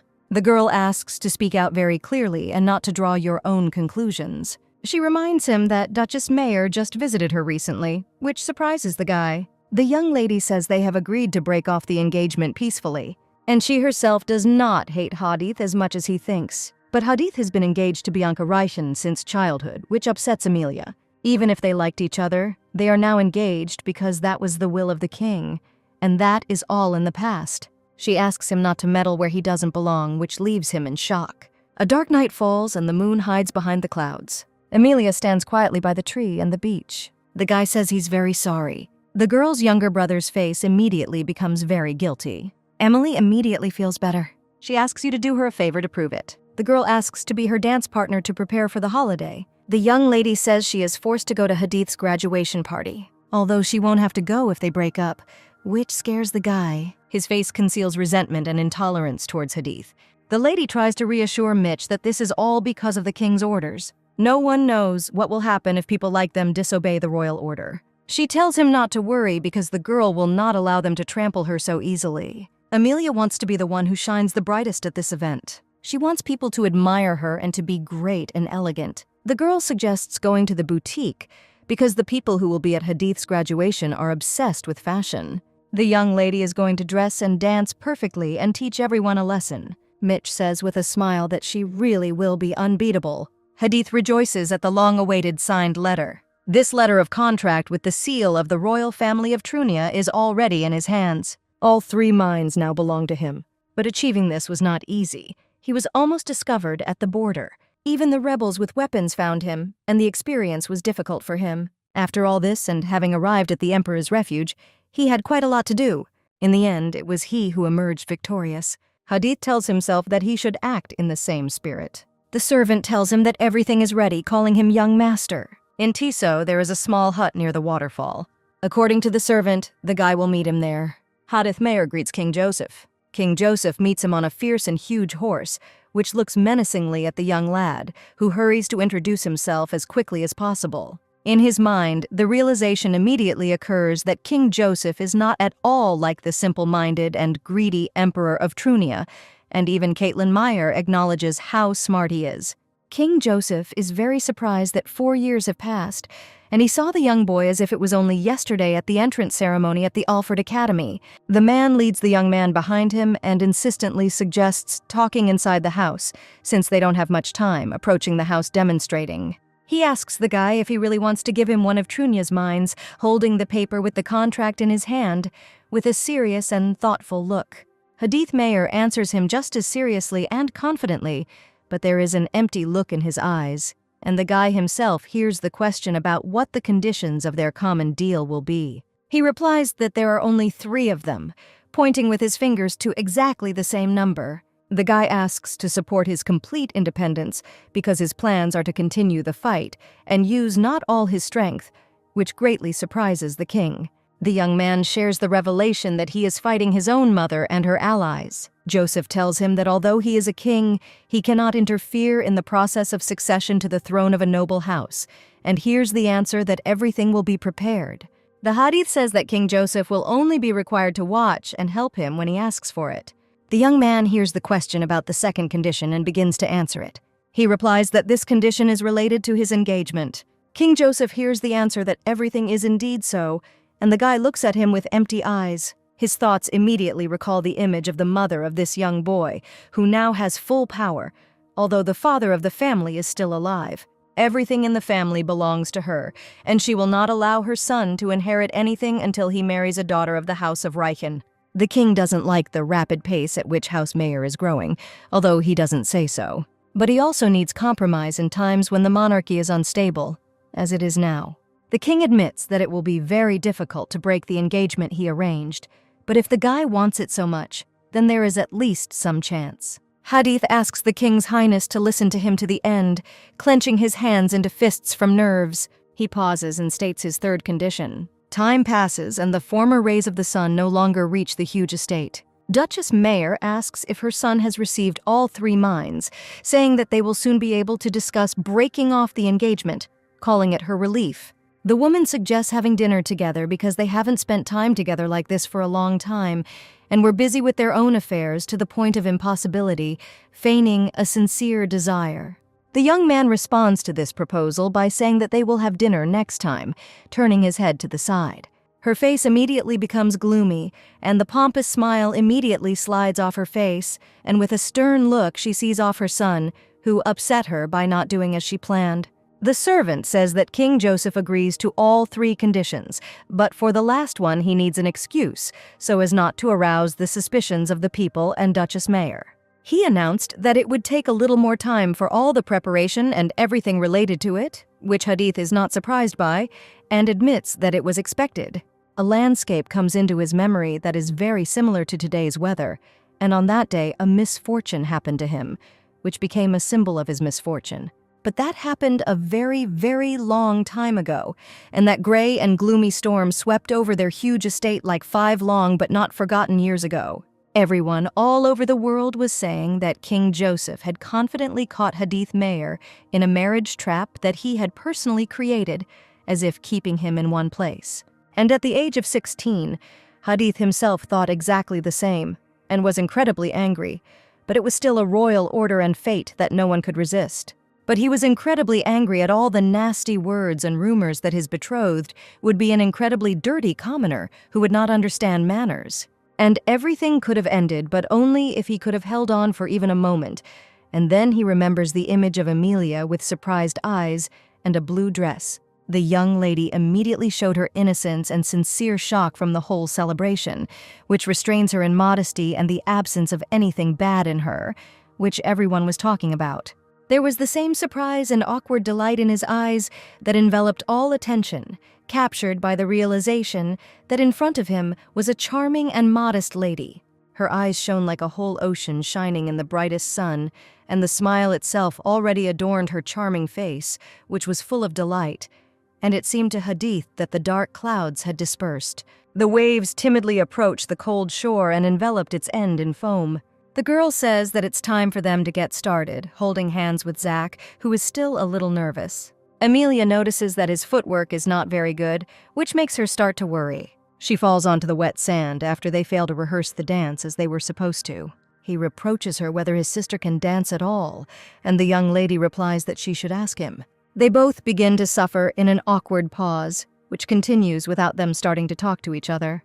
A hearty laugh immediately breaks out between them, saving them both from awkwardness. She tells him that she is worried about his passing the exams because of his waltzing skills, but here's the answer that she should worry about herself rather than him.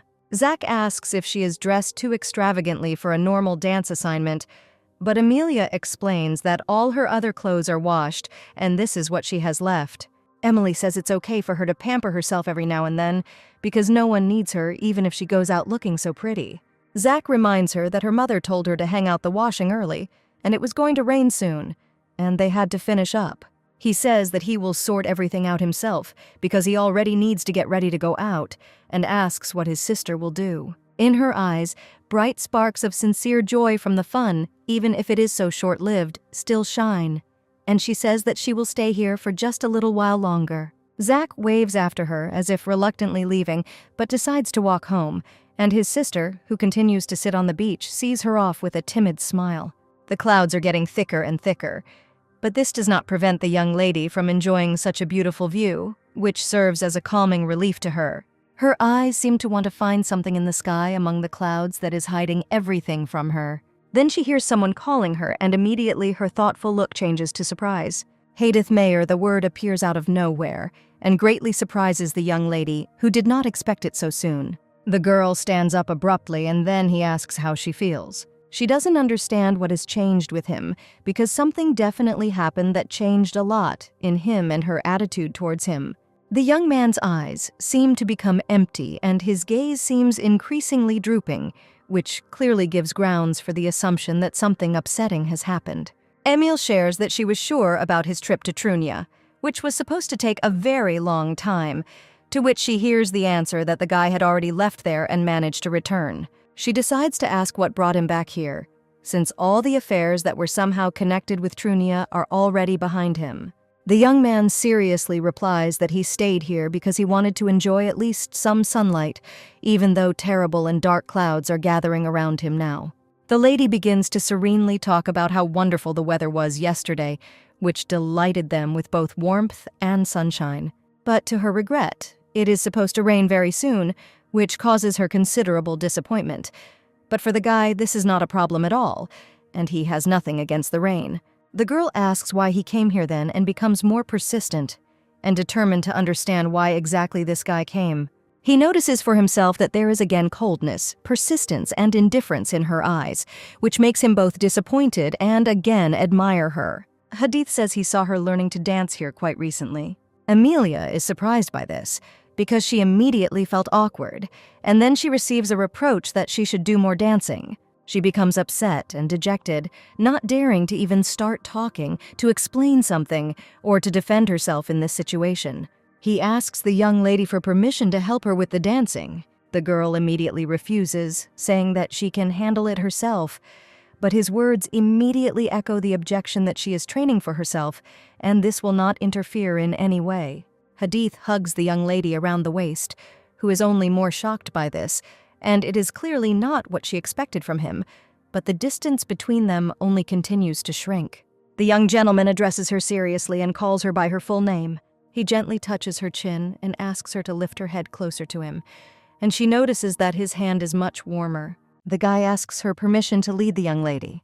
With him, it seemed to her as if the dance turned into a stream of water, which was perceived for her in very different ways as something more intimate and special. He asks her if the young lady has heard of a popular saying that goes around among people, to which the lady is very surprised. The guy squeezed her hand in his palm so that they would get into a waltz practice pose and said that it was a dance for men.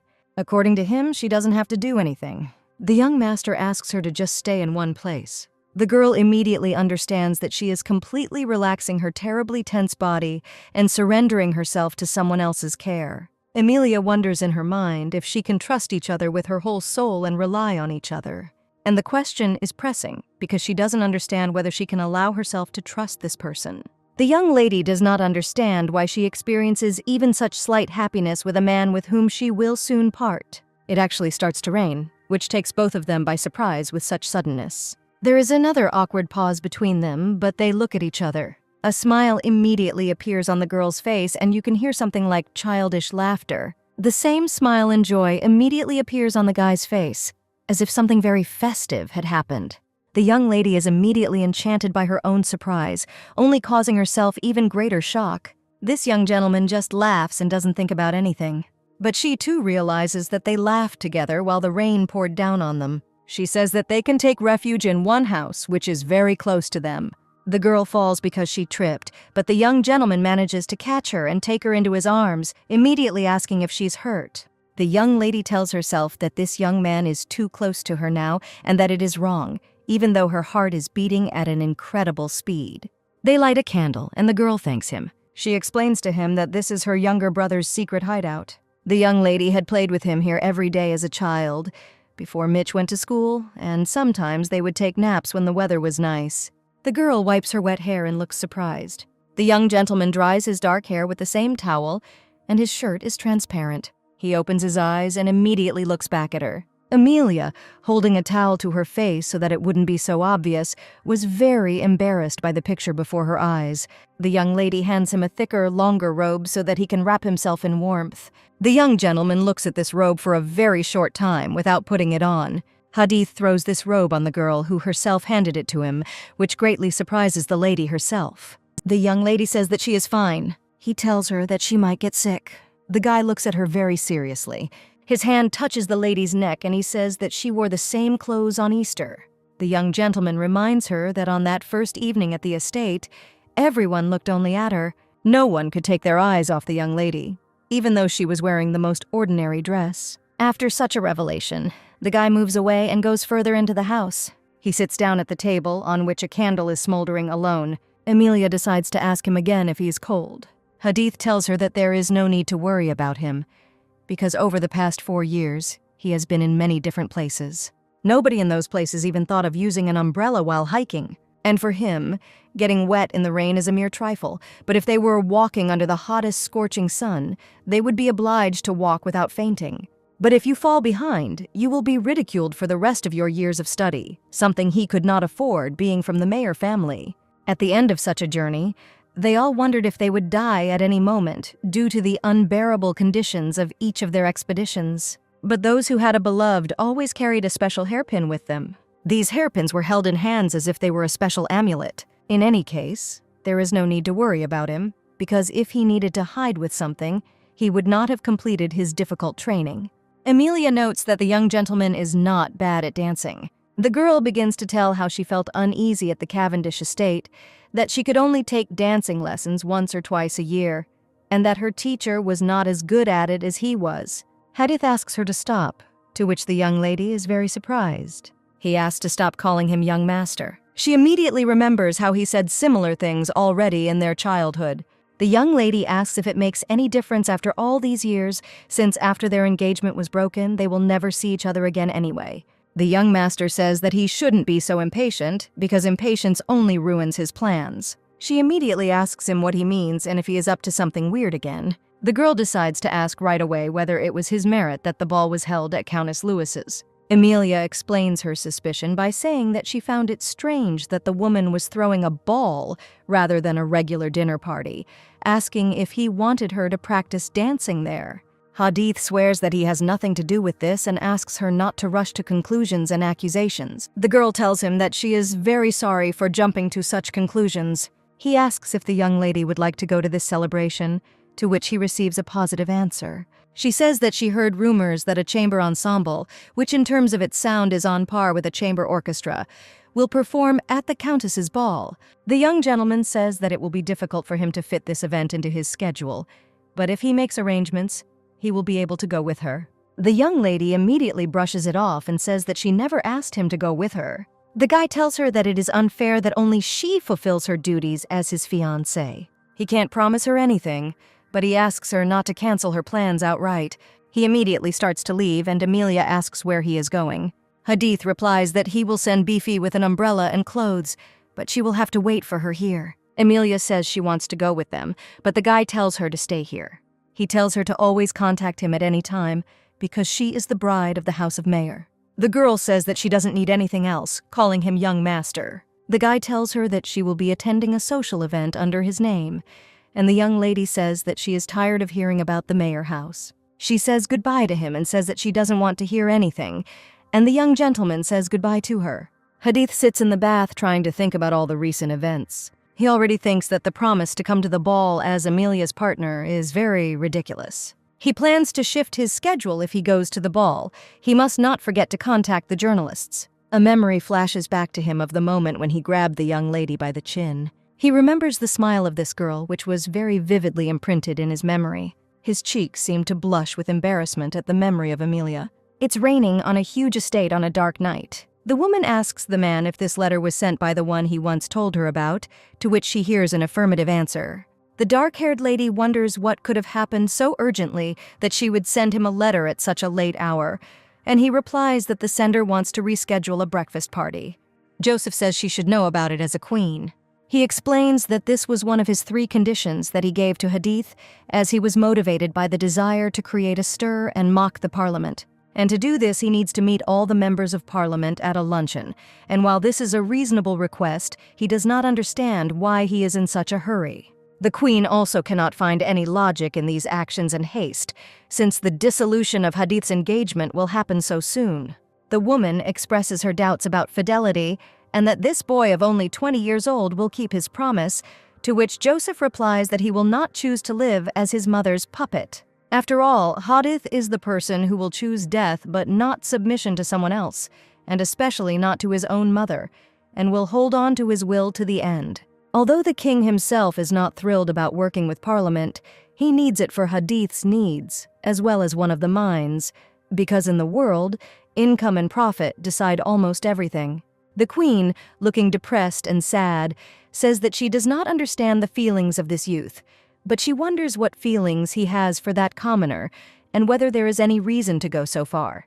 The king asks his betrothed whether she does not understand or whether she's avoiding the truth, which surprises her. He suggests that the young master wants to get this commoner as if she were just some ordinary trophy. Very soon he will face a harsh war, while many of his loved ones do not even suspect it. And most likely, he just wants to get it in such a way that no one will understand or notice it. The people at the table discuss the pressing problems of their society, which the serfs again address using formal expressions and honors towards the nobles, despite the new law. The topic turns to marriages between commoners and nobles, and the king immediately says that he has something to say. He says that 5 years ago, he issued a decree to betroth a simple girl to the heir of the House of Mayor, and everyone immediately picks up on this discussion, talking about what kind of relationship there is between them, sliding on the edge. King Joseph admits that this attitude is unacceptable and that he has been inattentive for the past 5 years, even though he was the one who forced her to be engaged against her will, and asks for the opinions of others. The man argues that they have gathered here because they represent ordinary people. Another evening comes and the stars begin to shine towards the estate. The servant brings a fresh newspaper on a tray and informs his master about it. Hadith Mayor begins to listen attentively to the text of the news, holding a cup of hot drink in his free hand. Duchess Mayor comes to the young lady in a dream and concludes for herself that the girl did not take her warning seriously. Emilia screams in an attempt to convince her that this is not the case. She turns around and sees her loved ones covered in blood, unconscious. Duchess Mayor says that she should have been obeyed while there was a chance, which greatly frightens the young girl. Emilia screams why she can't just leave her family alone. Immediately after this, she wakes up from this nightmare in the middle of the night. Tears stream down her cheeks, and the words that all this is because she is the bride of Hadith Mayor echo in her ears. A young lady tries to start writing an important letter in a very lousy state after a nightmare. She writes a letter to Hadith, saying that she wants to end the relationship as quickly as possible before his mother takes extreme measures. The girl scolds herself for losing her mind for a moment and not thinking about it earlier. The young lady decides that she simply got carried away by all these events and did something that she shouldn't have done at all.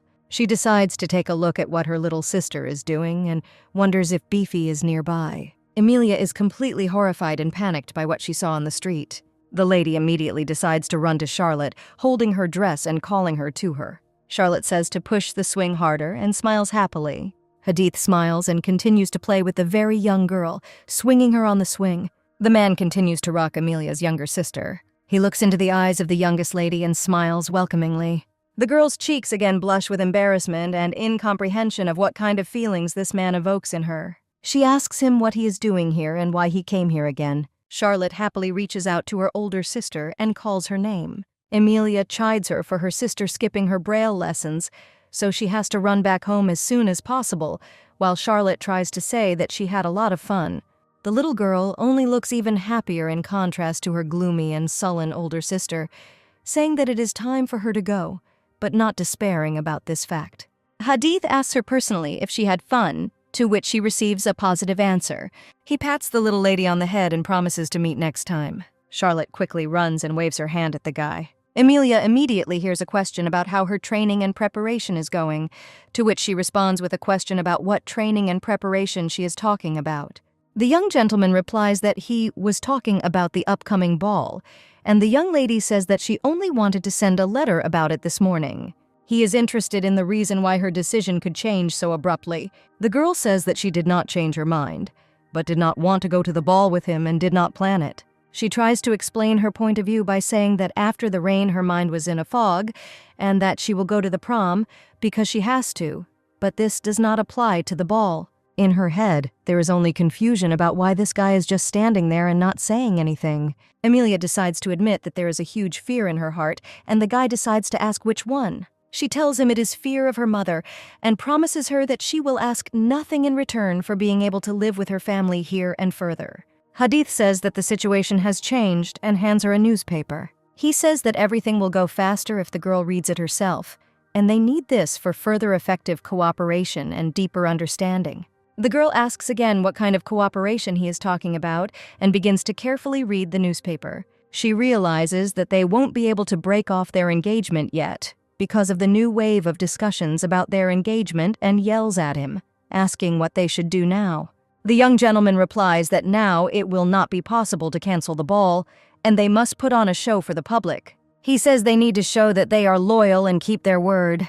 The glass of wine almost breaks and cracks at the end. The glass fell from Duchess Mayer's hands, spilling the drink onto the floor. She reads the news and the first line in the newspaper about a commoner and her son. The woman screams for Haspel to call her son. He orders him to appear immediately. Evening is coming, and screams can already be heard in the estate. The Duchess decides to find out why people are talking about this girl again and writing about them as if they are completely heartless and cruel people. And with this, King Joseph and all the people, which greatly surprises and frightens the woman who is screaming at her son because the people now want to keep his engagement to a commoner. She repeats to him again that all people want him to be with this girl. The guy tells her that it's not such a small matter, and she tells him that he's too young to understand it. The woman is sure that they will undoubtedly try to use this matter to the advantage of someone who is not theirs, and then to allow marriages between commoners and nobles. She is simply furious that her home is being used for what she considers to be such base purposes. The guy tells her that public opinion can be heated up as easily as it can be cooled down. Hadith promises to take care of this so as not to make her worry unnecessarily. The doors of the room slam shut and there is only an awkward silence. The lady remembers the times when this young guy was very young and obeyed her in absolutely everything. She suddenly remembers that he was always like this, but not in one topic. His demeanor always changed when she started talking about this commoner. Her suspicions only begin to grow, as does her certainty that something is wrong. She is sure that her son has fallen in love with this commoner. The sun's rays cast an orange hue and illuminate the vast estate. In a huge room, a white piano like the wings of a swan stands out in the rays of the sun. The lady holds a cup of hot tea in her miniature doll-like hands. She is again very awkward about another meeting. She feels very depressed because she is back in this place, waiting, and can't even concentrate and think about anything. Memories of what happened late yesterday evening suddenly fly into her head.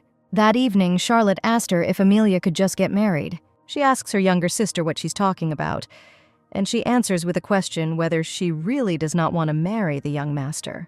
Emilia answers her, but tells her to listen to her carefully and asks if she will believe her if she says that dogs can fly. And then the young lady says that the idea of her and the young master getting married is also absurd. Charlotte is very surprised and asks again whether the king had not ordered them to marry, and who knows what will happen to them. A small and young girl tells her older sister that she can fall head over heels in love with him, just as he does with her. This makes the older sister laugh heartily and understand why her younger sister spoke about it so abruptly. The girl explains to her that she does not like Lord Hadith enough to marry him, but she loves herself much more.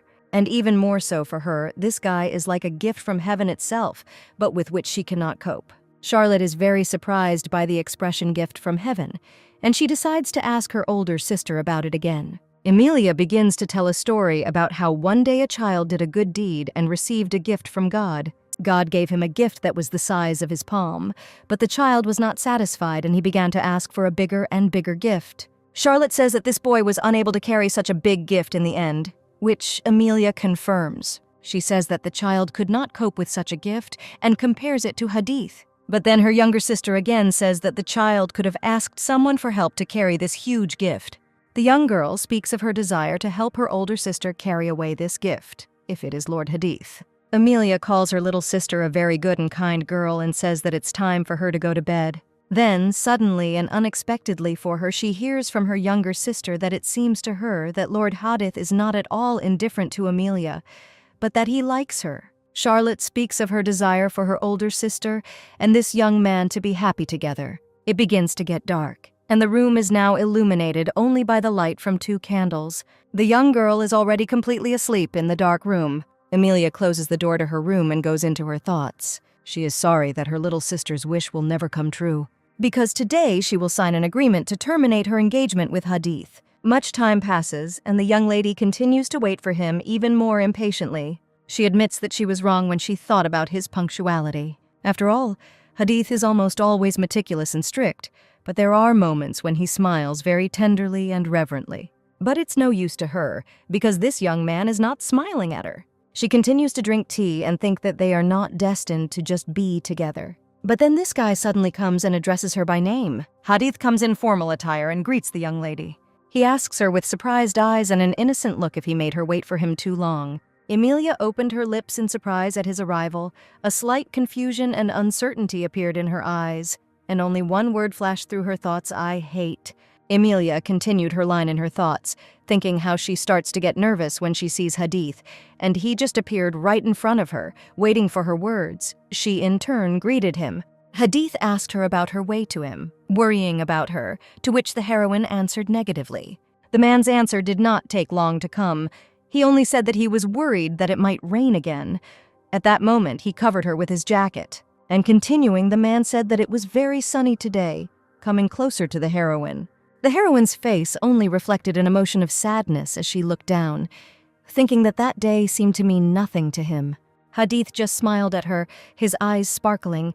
He extended his hand to her, inviting her to the ball, saying that it would begin soon. Emilia looked at him in surprise as he continued to say that the Countess was now in deep thought, and that 2 people from the Meyer house would be present at the ball. He grabbed her by the waist, pulling her towards him, which made the heroine surprised and confused by his unexpected actions, and Hadith did not pay much attention and said that their couple would be the most attractive. His face was positively glowing from the situation he had created between them and in the room. Emilia was embarrassed by his words, and the thought flashed through her head that she was in love with this man, asking herself the question. Emily pushed him away sharply and snatched her hand from his. Hadith, not expecting such a reaction, looked at her in surprise, confused by her actions. Emilia did not call him young master, addressing him formally and in a cold tone. Frowning, she began to talk about the agreement to break up and that she wanted to see him. The man asked why she was in such a hurry, and she said that she was called to sign a contract. Hadith only said that they should leave it for later, when they returned after the ball, to which Emilia asked him again in surprise, being confused. He said that there was a botanical garden nearby, and there was a path to the lake. He designated it as an ideal place for a walk, and that the heroine loved to walk, and they could then go to a restaurant. To which Emily responds aggressively, demanding papers to sign, and she came here only for this, holding out her hand for this. With these words, a deathly silence falls in the room, to which Hadith snaps his fingers, calling a servant, and asks him to bring the documents about the break in the engagement. Emilia asks about the part about her family's place of residence. The servant says that it is most likely in the 1st or 2nd section of page 7, to which Hadith asks why she needs to read everything and not just sign it, to which the heroine replies that who signs documents without reading them. Emilia finally found the section where her family will live, and everything is fine there. They will be left with their house. She asked for a pen, got up from the sofa, and signed the documents. She picks up the document, and her thoughts flash through her mind that there is no turning back, and that she has finally done it and broken off the engagement. The man asks her to go outside when they have sorted everything out. The Hadith asks to bring this here by raising the hand slightly above the shoulder, giving a signal to the servants.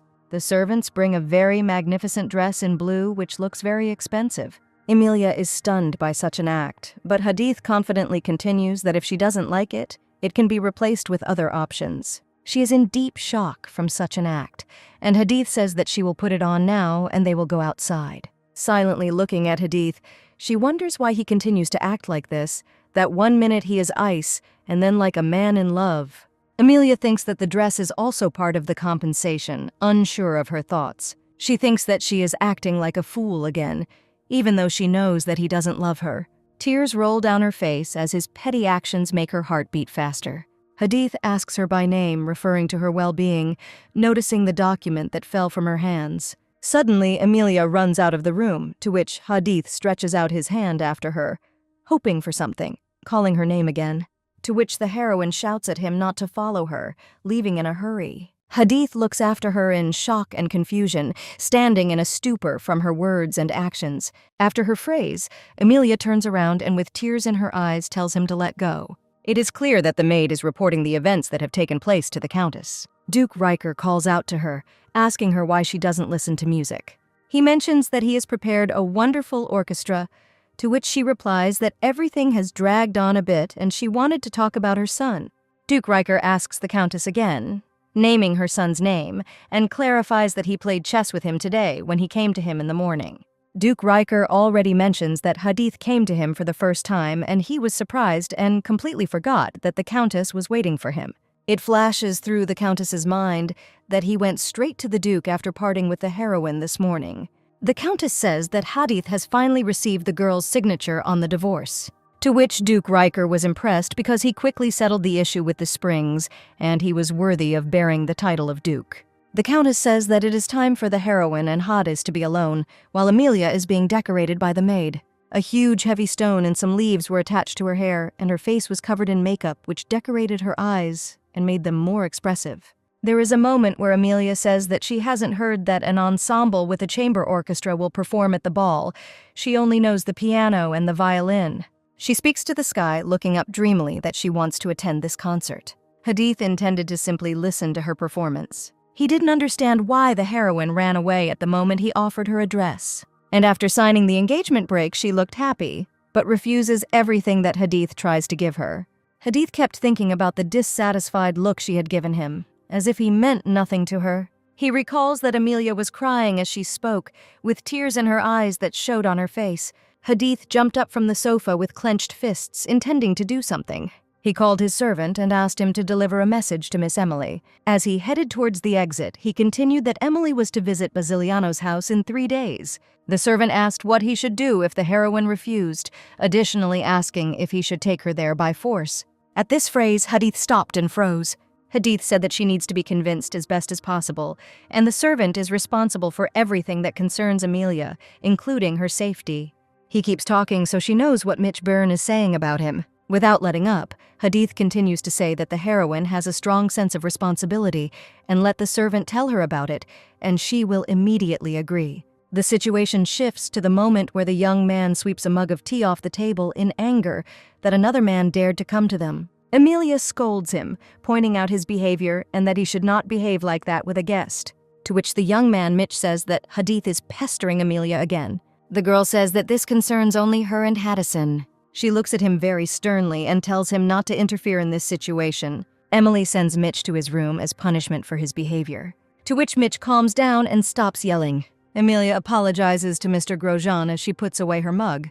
She says that she is forced to refuse the young gentleman's invitation and asks him to tell Hadith that she cannot go for personal reasons. Mr. Grosjean thinks that he is acting as a double agent between Hudson and Emilia while blackmailing her. When Mr. Grosjean tells her what was written in the article, Emily asks again about the article. Mr. Grosjean asks if she knows Darrington Hockney and says his grandson is a student with her brother. To which the heroine thinks the phrase that isn't Darrington Hockney a member of the Revolutionary Party. Mistrust and skepticism appear again in the girl's eyes. She decides to ask if Mitch did something wrong. Mr. Grosjean tells her that depending on how you look at it, you could say yes and no. In any case, the young gentleman wants to see her as soon as possible, which is quite annoying to her. A new day dawns and the sun's bright rays, so bright that they catch the eye, illuminate the entire huge estate. The piano plays its beautiful notes to the huge hall. Hadith sits alone in a nearly empty row around empty seats. He is told that Miss Amelia has arrived, which immediately distracts him from playing the piano. She greets the young gentleman and arrives in a beautiful purple dress. He immediately calls to sit next to him, saying that the performance has just begun. The guy extends his hand to her and invites her to come to him again. She blushes again at the mere invitation to go together. The lady takes his hand in hers, which looks like a porcelain doll against the background of his white-gloved palm. He tells her that Mr. Grosjean has already told him everything. The girl tries to justify at least something and says that her brother Mitch brazenly ripped her off, that the Duchess constantly humiliates her, and he calls her a dirty commoner and threatens her. And Darrington Hockney's grandson heard these lies, and eventually even the king himself learned of all these rumors. But the young lady was surprised why they wrote an article about her out of the blue, saying that it was all her fault, because she should have told Mitch the truth. She suddenly hears that it is not her fault at all, which surprises her. Hadith says that Mitch is not to blame either, but the blame lies with Dom Mayer, who bears full responsibility for the fact that their relationship fell apart, because her brother did not just say such things among his friends. Emilia is already trying to say something in response, but she can't find the words. They immediately intertwine their fingers. She immediately asks what he is doing, embarrassed again, and he answers that he does not need her apology, but her cooperation. He asks her to just enjoy the show for now and asks again if she likes them. The young lady only becomes more embarrassed and blushes again, and the guy understands that he does not want her to despise him. He wants her cold and sarcastic eyes to always be so charming. His main desire is for her to always be so reverent. She decides to say that she thought about why he was acting so strangely and offers compensation, agrees to sign the breakup papers, and even wanted to give dresses. And suddenly the girl realizes that she remembered that Hadith would soon become the head of his house and wanted to eliminate all rumors about her before that. She knows how important it is for him to maintain a good reputation, and Emilia would do everything possible for him, even without signing these papers, even if he doesn't believe her. But she begins to think that a kind of friendship is beginning to develop between them, calling him young master. The guy himself blushes from the young lady's words and decides to immediately ask her again whether she just spoke about friendship. He asks why she would feel something like that from him, and Emilia tells him that it means that she no longer thinks badly of him. Hadith decides to ask why she ran away in anger then, if she feels their friendship. Emilia replies that it was all because of the dress. The guy immediately objects, saying that he doesn't consider this a reason to be angry, and the girl replies that it didn't look like a gift. She says that forcing people to accept gifts that were not asked for is very selfish. The girl decides to tell him the truth and says that she was angry at him because she was happy with his kindness, which surprises him greatly. But, in her opinion, they still cannot be happy together. She says that the guy always looked down on her and never asked her opinion, which really irritates him. Hadith begins to tell how, as a child, he played a guessing game with Elliot, his only friend. They had to guess the characteristics or name of the item. One day, Elliot asked him what color the moon was, and he replied that it was pale white. He decided that his friend was also right when he said that it was light yellow and declared a draw. They, even as children, learned to accept different points of view through play, but the next day, something happened. Hadith again received many bruises on his legs from his own mother. She insisted that he always win, and that Elliot had to admit he was wrong and change. He says that this is what it means to be the head of the House of Mayer. The boy grew up believing that everything he does is right and is a virtue. Hadith squeezes their fingers in unison again and says that he did not look down on her. Emilia understands that the guy admits that he is wrong, but this does not make her happy at all. She notices that this is very incomprehensible to her and does not know what to answer him. He says that there are already a lot of confessions today, and it's time for them, to which the young lady asks him again. The young master says that she is here for cooperation, asking her if he is right. The sun is shining brightly outside, running through the most vibrant green foliage. Emilia and Hadith are walking around the city together. She feels awkward because everyone is just looking at the two of them. A well-dressed noble gentleman and a modestly dressed young lady, they seem to beg for everyone's attention when they walk together. The girl realizes that this place is not much different from the Cavendish estate. She now understands exactly why Hadith wanted her to wear that dress, and if it were possible, The young lady would have immediately run to change. Suddenly, Emilia notices one very direct look at them. This is a young boy, just a child, who asked his mother if it was the Lord with his maid, while his mother asks him to be quiet and not to say such things. The mother of this child tells him to follow her quickly, and Emilia and Hadith leave quickly. Hadith addresses the dejected girl who is lagging behind him a step. She tries to start talking to him about the sensitive topic, but she can't find the right words for it. All passers-by look only at them. The guy just looks at them with disdain and reproach in his sharp gaze. He decides to call one of the two men standing nearby. He answers him with a question about his need. The young master orders him to come closer. Emilia asks him what he wants to do. The man starts to mock and asks what such a noble gentleman wants from a simple worker like him. The Hadith orders him to go with him. The girl grabs him by the back as soon as her strength and height allow, asking if he is going to get into a fight.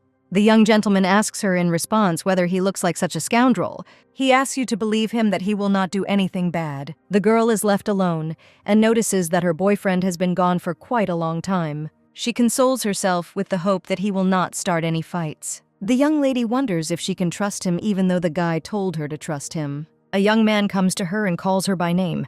The guy comes closer to her and lifts the peak of his hat. He looks at her, picking up his new headdress after putting on the clothes of the first man he met. She asks him what the young master has done. Hadith says that he did this because he does not want to waste their time, because of his outfit. He decides to ask if it suits him after Emilia's mixed reaction. The girl thinks that clothes change a lot depending on who wears them, and this guy even looks great in such clothes, but there is misunderstanding in his eyes and he asks her again. She says that it suits him very well, but hopes that these clothes were not taken by force, to which the young gentleman replies that the stranger himself happily exchanged clothes with him. He says he found out where the most famous pub in the area is, which surprises Emilia. The guy takes the girl by the hand and tells her to just follow him. The girl is very surprised when he begins to tell her about the fairy tale of the prince and the pauper, in which a commoner and a prince exchanged clothes and became each other for one day. But she listened attentively. Hadith says this is the favorite fairy tale of the 5-year-old owner of the mayor house, and smiles. The girl is very embarrassed and does not understand, but the young gentleman is already starting to rush her, saying that they are late. She becomes embarrassed again, and calm shines in her eyes again. They walk together hand in hand, like the most ordinary couple in love. The girl says she can't run anymore. The guy says she's a great runner. Emilia shares that she was a runner at the town festival, which delights Hadith. He jokes that it would be nice for them to run some more, but then stops teasing and says that they are already there.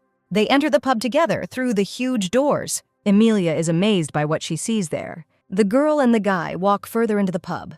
Hadith orders 2 beers from the bartender. Tension and mistrust spark between them. The bartender looks at the young lady, who is very embarrassed and seems to be the very essence of innocence in human form. The man clenches his massive fist with a sullen look. 2 large glasses of beer land on the table with a bang. The guy starts drinking, and the girl starts talking about something. The young lady says that this is her first time trying alcohol. He promises that even if the girl gets drunk and becomes unbearable, he will take her home safe and sound. When asked if he drinks often, the young gentleman replies that he doesn't really, but his glass immediately becomes almost empty. He tells her that even if he gets drunk, she won't have to carry him home, even if he drinks too much. Emilia looks at the full glass of foamy drink with distrust, not daring to touch it. The young lady immediately decides to take a sip and instantly brings the glass to herself. The girl says that it is terribly bitter, and the guy tells her to look away. There, a lady with scarlet hair raises an empty glass solemnly, as if it were not her first, while everyone claps for her. The guy says that this lady, who has won everyone's attention and admiration from the same crowd as herself, still stands out from all the others. Immediately, the mischievous and noisy crowd in the most popular pub becomes even more on edge, and as soon as they notice such a young lady, they shout at her not to stop. The young miss exhales the heavy air with difficulty, and as if with relief, and tries to inhale with all her might, after a very long period of drinking a drink that was terribly unfamiliar to her. The guy, who immediately became concerned about her condition, since he himself was the one who initiated all this, decides to ask if everything is okay with the girl, worrying about her condition. The young lady confesses to him that even if she gets terribly drunk and is in a very bad state, she will not ask him to carry her home, even if everything is very bad. She points her finger. completely forgetting about manners and training to be a lady, at a man who is showing off his dance with a bare torso, and asks if this is not what a man should be like. Hadith says that he did not expect at all that the taste in men of such a lovely lady would be so heavy and bad to the point of being impossible to relate to her. Emilia smiles and slightly opens her lips, and asks him again immediately if she really has such terrible taste in men that he can't believe it. The most popular social stars are already dancing in full swing in the pub, giving strength and energy to everyone around them for the same light dances. The young gentleman says that it will be only on her conscience that everything has reached this critical moment, which will be completely new for them. He immediately kisses her tenderly and carefully, pulling her towards him and hugging her again, moving towards her shoulders, completely forgetting that they are in a crowded place, because now it has become completely unimportant. They begin to hug each other together, still not fully aware of where they are, but they cannot stop from being so close to each other that it warms their hearts. The air from their mouths flies out and intertwines with each other, as do they themselves, and the distance between them hardly decreases. Emily wrapped her arms around his neck, standing on her tiptoes, while Hadith hugged her, pressing her against his back. They broke the kiss due to lack of air. Hadith kissed Emily gently on the cheek, causing her to involuntarily close one eye. Hadith, bending closer to her neck, was about to kiss her there until she grabbed his sleeves. Emilia asks Hadith to stop, to which he calls her by name. He appears before her in all his glory, and his eyes look straight at her. Emilia looks at him with an innocent look, wondering if he regrets his actions. He leans slightly towards her and remains silent. He hugs her again, making her worry she doesn't respond in kind. Emilia turns around, and what she sees shocks her so much that she even opens her mouth. There, behind her, she sees two men who are clearly looking for someone. Hadith sharply pushes away the heroine, arguing her behavior so that another man does not see them together. Emilia speaks to him, asking him to forget everything that just happened, saying that they are drunk. To which Hadith reacts quite sharply, expressing this with his facial expressions. Emilia continues to say that it was all a mistake, tucking a strand of hair behind her ear, her expression showing great sadness at the whole situation. Emilia clasps her hands together as she stands in front of Hadith and says that she has learned an important lesson and that there is nothing more dangerous than alcohol and curiosity in their situation. She hopes that everything that happened to them will be erased from memory, trying to look as believable as possible, which forces a smile out of herself, and asks him for consent. Before he could answer, Hadith was distracted from behind the man behind him, said that he had been looking for him for a long time, and why he was even in such a place. To which Hadith says that he is on time and is about to leave, turning 180 degrees away from Emilia, and begins to walk towards the man who called out to him. Hadith says that Emilia should be taken home, and she, in turn, looks at Hadith leaving with sadness in her eyes, putting her hands on her heart. When a servant approaches her and they are about to head out, she turns to Hadith with hope for the last time, regretting that everything happened this way. The strange carriage followed Emily and the servant who accompanied her, staying in the shadows and rolling very quietly along the road paved with packed stones. Emily and her servant did not notice the pursuit, and they continued to walk along the walls of the houses. And the light of the moon fell softly on them, illuminating their path and themselves. Emilia's face expressed only irritation and some kind of imaginary uncertainty, which was reflected in her facial expressions, her pursed lips and stern gaze that looked into the distance. A man with visible gray hair and a squinted gaze peered out from a carriage that was following the road. His expression was stern, although he was surprised by something. William Lehard meets Hadith, seated on the carriage seat, asking him how he is, his eyes closed and his hands folded over each other and crossed. Hadith asks him what brought him to him. William Lehard only says that he wanted to know how he was doing, laughing at the same time. William Lehard continues the conversation, squinting at Hadith, saying that he heard that someone has been bothering him a lot lately, clearly curious. To which Hadith coldly replies that he does not understand who William Lehard is talking about, looking at him with an uninterested gaze, and his gaze is slightly lowered. To which William Lehard reveals his trump card and with a gloomy expression on his face says that he is talking about the girl, that is, his bride, looking straight at Hadith.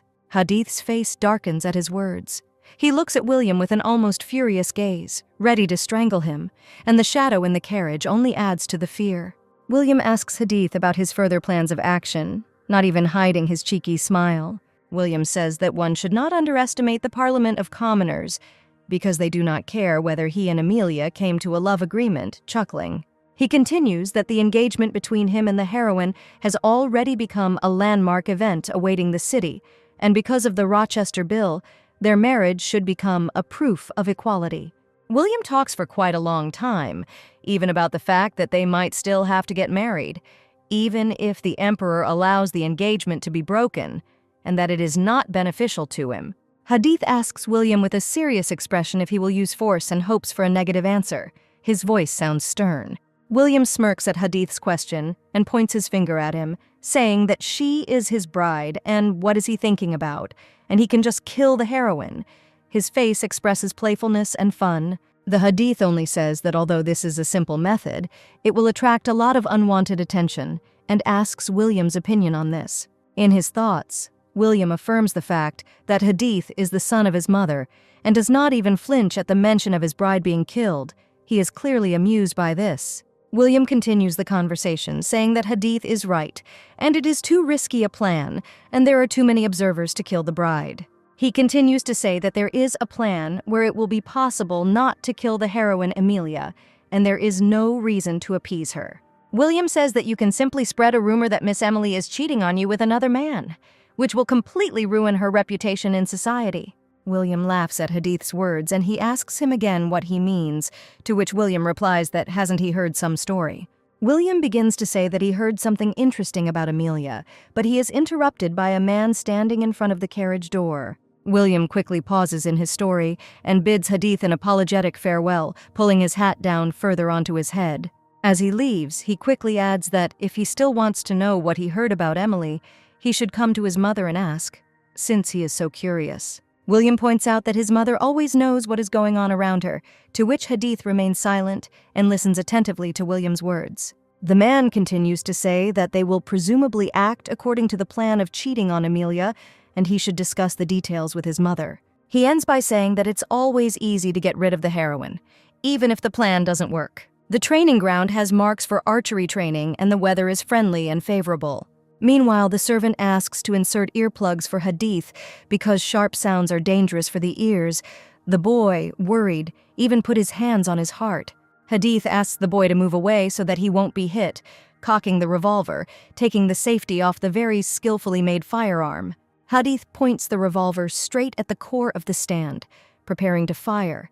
It is clear that even the wind has picked up, swaying his clothes and hair, but his gaze does not waver. In Hadith's thoughts, the image of the heroine appears, and in front of her, a huge glass cracks from a bullet right in front of her face, and in his thoughts he recalls William's phrase that you can always get rid of her. The bullet pierced the canvas completely, leaving no thread between the gaps, which can be clearly seen through the hole. One can notice Hadith's very tired look, as he slightly bowed his head. The next shot shows Hadith peeping through the keyhole. Voices can be heard outside the door, and in front of it, Hadith stands hunched over and listens to them talking about how once the engagement is broken, there is no need to worry too much about it.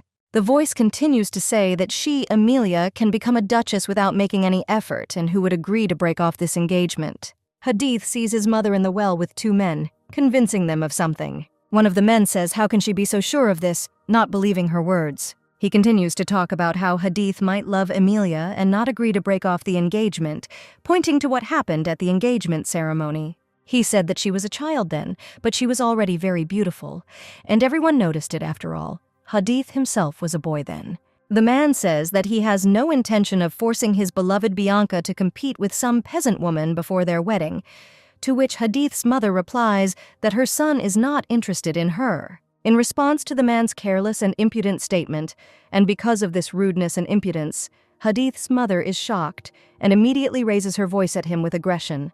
Immediately, the gray-haired man decides to stop their conflict, which could develop into something even more terrible and become a catalyst for a series of the most terrible events that no one needs. He tells them to contact him if they notice any signs of reciprocity between each other, to contact him immediately, and Duchess Mayer asks what he will do then. The man asks her in response that why even think about it? Even if they are madly in love with each other, it is not so important to them now. Young Hadith Mayer sees this horrific picture through a crack in the door and hears almost everything that adults say, and these words frighten him to the point of trembling. They discuss that they might kill the young lady, but not now, and the workers of their estate acted as usual, so that the young master would not suspect anything. Hadith runs away from there, while all the older ones discuss how they will control everything until his wedding with Bianca. He barely stops after running so fast from the same sharp fear, not believing that everyone was spying on him. The servant asks the young master how he is, because he ran too fast, which gave him bad thoughts. But the boy said that he just needs to rest. The young boy realizes that he cannot trust anyone, because even his own mother secretly spies on him and all his actions. He doesn't know how he's going to pretend he doesn't know anything, and how he's going to keep it a secret for the rest of his life. After all, if this is found out, then the girl who is very important to him may suffer. The girl who was very shy and awkward at their first meeting. But her smile melted his heart, and he remembered it for the rest of his life. His first glance at her was as timid and embarrassed as if he had seen an angel or a fairy from a fairy tale. His cheeks were red, and he himself was in the most pleasant shock, and the butterflies in his stomach of trembling feelings became new hope. Immediately, Hadith understands that he will not be able to pay attention to her, will not look at her and treat her kindly, until the moment this house belongs to him. He makes a promise to himself to take possession of the house as quickly as he can. A sunny day is coming, and the leaves of the trees are also rustling among all the bright rays warming the trees. Emilia gets a little tired from work, but continues to carry the apples she picked in the forest. But in her head there are only thoughts that now she wants to erase her memory as much as it would be possible to do. The girl's desire to forget exactly what happened between her and the young gentleman, which torments her soul and makes her be on edge. But the more she tries to forget it, the clearer it becomes to her that this is not at all the desire that truly lives in her, which is why it is so difficult with such contradictions. One of the apples falls, causing Zach to yell at his older sister to come to her senses. Zach asks her if she is sick, and the older sister replies that she has not yet become sick and is completely healthy. But according to him, she sits at home all day doing nothing. He decides to ask if it was a lie, but the girl cannot remember what her younger brother says when he hands her the fallen apple. The guy tells her that he meant that Hadith Mayer will not hold him accountable for what happened. The young man is worried that those people asked Emilia for something in exchange for her farewell, and that is why she is so tense and confused. Emilia tells him to forget about it already, and there is nothing to answer. The girl tells him to watch his language from now on, because he won't be forgiven twice, even if he's already been forgiven once. She says that she and Hadith have no ill feelings, and that they will break off their engagement peacefully. Zach just agrees to all this. The guy starts saying that something has been happening lately. Then suddenly, taking Emilia by the hand, Zach runs away. She asks him what happened, and he asks her to be quiet and look where he is pointing. They notice a strange man looking around, looking for someone. The young lady realizes that this stranger is too close to their home and has no reason to come all the way to get to them. The man looks around, in a last attempt to see at least someone who might, out of fear, make a fatal mistake and give themselves away. The forest becomes noticeably more empty and calm, but the panic anxiety does not leave their heads, continuing to keep them in terrible tension. Emilia speaks quietly, so that only her younger brother can hear, about the fact that the strange man has left and they can also start leaving, herself surprised by such a surprise. Mitch, who is also in shock and terrible fear, taunts her back, asking if she finds the whole situation too suspicious, his fear only growing stronger in his mind with each passing second. The girl, with a more passive calm, answers him that she shares his opinion about the strangeness of the situation, but Beefy told her recently that workers from the new farm are already arriving here. The young lady shares that a couple of workers even greet Beefy, asking if her younger brother has seen them, and he responds by asking why they came. In the memories of the guy who was scared from nerves, the image of those workers who came here without any tools immediately appears, and the purpose of their presence here was definitely not to cut down trees. Emilia agrees with him and says that her brother is very smart and sensitive, and immediately after such compliments, she suggests visiting the Hilden farm. If they find something suspicious, they will tell the magistrate. They are already more positive together, without thoughts that some kind of trouble is happening to them again, which they did not even expect and could not predict its appearance. They run side by side. Another dark and lingering night comes after a long evening, and its darkness envelops the walls of the huge estate of the young master and his family. The servant brings a large quantity of papers, saying that it is a report on Vernon Cavendish, as his young master had asked him to do, which leads him to new thoughts. A simple man working for him says that, as Hadith expected, Baron Cavendish went into business selling Quiron wool, and in the process, many illegal transactions and debts were revealed. Hadith Mayer expresses his full understanding of all this, emphasizing the efforts of all those to whom he gave this assignment to investigate this very difficult matter, and the servant says that there is one more thing to voice. This is new information that a few days ago William Layard visited Cavendish with a very friendly and pleasant smile, which was quite false, and the real purpose of his visit was such that it remained unknown, and all the clues boil down to secret negotiations, which there is no way to follow. But there is one detail, at first glance not even particularly significant, but which may become the key to the development of the investigation, that his youngest daughter was present at this very conversation. And the servant cannot ask any of them about this, because it will cause a lot of suspicion and new problems from the intensity of their relationship, which is why it becomes so difficult for them. Hadith Mayer says that he heard rumors about Amelia that reached William Layard and asked his mother for details, saying that it could be related to what was happening. To the servant's quick and immediate suggestion that his mother might have discovered something, he immediately replies that she would have called him long ago if she could have discovered something. He again gives another order for the servant to keep a closer eye on them, and the servant immediately replies that the order will be carried out immediately. The servant says that this is not all he has to say to his young master, and immediately asks him not to leave, because this is no less important. He explains that it is about Miss Amelia, which immediately makes Hadith stand up and not take an extra step, stopping at the same moment, which became another stress test. The servant decides to ask, despite his uncertainty about the need, because his young master could already think about all the possible outcomes, why shouldn't he share this with Amelia? He points out that even from this part of the truth about the mercenaries, which can help and learn the young lady about this whole situation so that they can better understand each other and get rid of yet another misunderstanding. After all, today their leader Myson paid a visit to Amelia's house and told them that Mitch Byrne came to their farm and demanded answers right away, making both of them very nervous. Although Mason tried to brush them off as best he could so as not to create more problems for both sides, in his opinion, the young boy was very persistent, which affected the outcome of the situation. Due to the strangeness and unexpectedness of the situation, the young lady next to him looked a little worried, thereby trying to maintain at least some calm and composure. The servant, not understanding how best to choose the words and describe everything that happened, gesturing with both hands at once, says that it was terribly difficult for this girl to protect someone and pretend. But up until this point, there had been no problems, which were not on the horizon, but now the danger has become very frightening because the mercenaries have become very unhappy. Hadith Mayer is faced with a choice that puts him in a bind because each outcome will change his life in the most difficult way, so he must choose privacy or protection.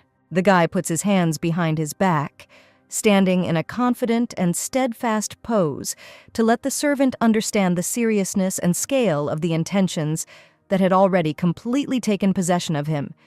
He was ready to choose both. His gaze immediately became more fierce, reminiscent of a hunting interest in his prey.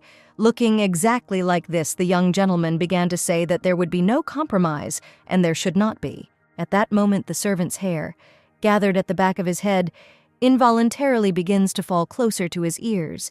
He cannot believe in the young master's intentions to continue to hide everything until the very end. The night again takes away all the light of the sun, as well as its warmth, but this does not prevent Zach's secret lair, like Amelia's once, from being at least some kind of bright salvation from all problems and worries. The older sister is extremely surprised that her shock reaches even her wide-open eyes, and the younger brother, who has already finished, says that the lady can go, but he will stay for a little while longer. The young man with his eyes shining and his head held high promises that he will spy on those people and find out what those workers are up to, and with all these actions he will reveal their little secrets. The girl notes to herself that Zach is like a little boy who behaves like this and tells him to be very careful and not to run ahead, to return home before it gets dark. She waves farewell and with some melancholy to her young brother who is already standing at the house, while the girl has moved away, noticing for herself the distance that is mentally between them again. And the sky looked very blue that evening. It was almost night, and the rain was already approaching. Everything reminds the girl of that very event, as well as that place, as well as the rain. She is very embarrassed because everything is permeated with his presence. The young lady is very upset that Hadith never contacted her, and she is filled with confidence that he too regrets what happened. A couple of days have already passed, and they seem to drag on terribly long. Emilia comes running to the scream and asks Charlotte what happened. Charlotte says there's something scary here. A small caterpillar crawls out of the cabbage. The girl tells her little sister that it is just a caterpillar, which surprises her little sister. She says that the caterpillar also wanted to eat and was very hungry, but it was not dangerous and could even be touched. Charlotte touches her hand and her face is very scared. She says she feels very strange and asks if it is disgust. After her older sister's affirmative answer, Charlotte says with annoyance that she understands. Emilia notices this and asks if she knows what a caterpillar turns into when it grows up. The girl adds that each nasty caterpillar turns into a beautiful butterfly with wings as white as snow. Charlotte starts screaming, asking where her wings came from and where her paws went, and the girl immediately gets lost. The dog immediately starts barking very loudly. The girl asks what those sounds are, and her younger sister replies that it is a carriage. These are the sounds of the young master's carriage. Emilia is sure that he has no reason to come back here, and that is why she immediately becomes very depressed. She says to pretend she's not home. The girl asks him to lie about being at the market with Mitch and Beefy, asking if Charlotte understood her. But her younger sister asks if she would like to meet the young master. The girl looks at her with very sad and tired eyes. Emilia bowed down to the younger one and grabbed her shoulders. When she left the room where the younger one was, Emilia leaned her back against the door and sighed. Emilia thought that cowardice was avoiding and hiding from problems. She's very scared and desperately tries to forget everything that happened that day. As she continues to think, she realizes that she doesn't have the courage to meet Hadith. She peeks through the crack in the door, hoping that Charlotte has managed to deceive him. In her thoughts, she is hard to see because she is in the attic. Charlotte suddenly runs out of the door, throwing it wide open and calling out furiously for Emilia. Charlotte asks the heroine what happened to her. She only says that everything is fine. The younger one reports that the young gentleman has left, to which Emilia asks her again. Emily breathes a sigh of relief. Charlotte hands the heroine an envelope and says that the young gentleman asked her to give it to her. Emilia hesitantly picks up the sealed envelope, wondering what could be inside. Opening the envelope, she takes out sheets of text and small notes. The idea behind the papers was that they were evidence that the wool business was corrupt. Hadith writes to her that he respects her wishes. He writes that she was shortchanged during the wedding lessons, and he will get even with those people. Emilia read the document with relief and was glad that the matter was resolved so quickly. Charlotte asks the heroine what Hadith wrote. Emilia only says that these are papers about the dissolution of the engagement. The younger one says that Hadith told her that the nasty bugs turn into butterflies. The point is that a caterpillar becomes a chrysalis, wrapping itself in a cocoon, and then becomes a butterfly. Charlotte says he also said something strange. Hadith said that he loves caterpillars more, and butterflies and caterpillars are not disgusting. He also mentioned that the feeling of disgust is just an emotion. Charlotte ran to get the gift that the young gentleman had given her. She shows the heroine a book in Braille. Emilia replies that the young master is indeed a very good man. Night had already fallen, and everything was almost quiet. Hadith sat at the table and thought about the fact that Emilia had hidden in the house after all. He sent these documents specifically to lure her out. She always slips away when he thinks she's in his grasp. The servant invites him to share part of the truth with her. Hadith just thinks that she will never understand that he does everything for her. He buttons his jacket, preparing to meet his mother. Upon meeting her, she begins a conversation about discussing a new plan.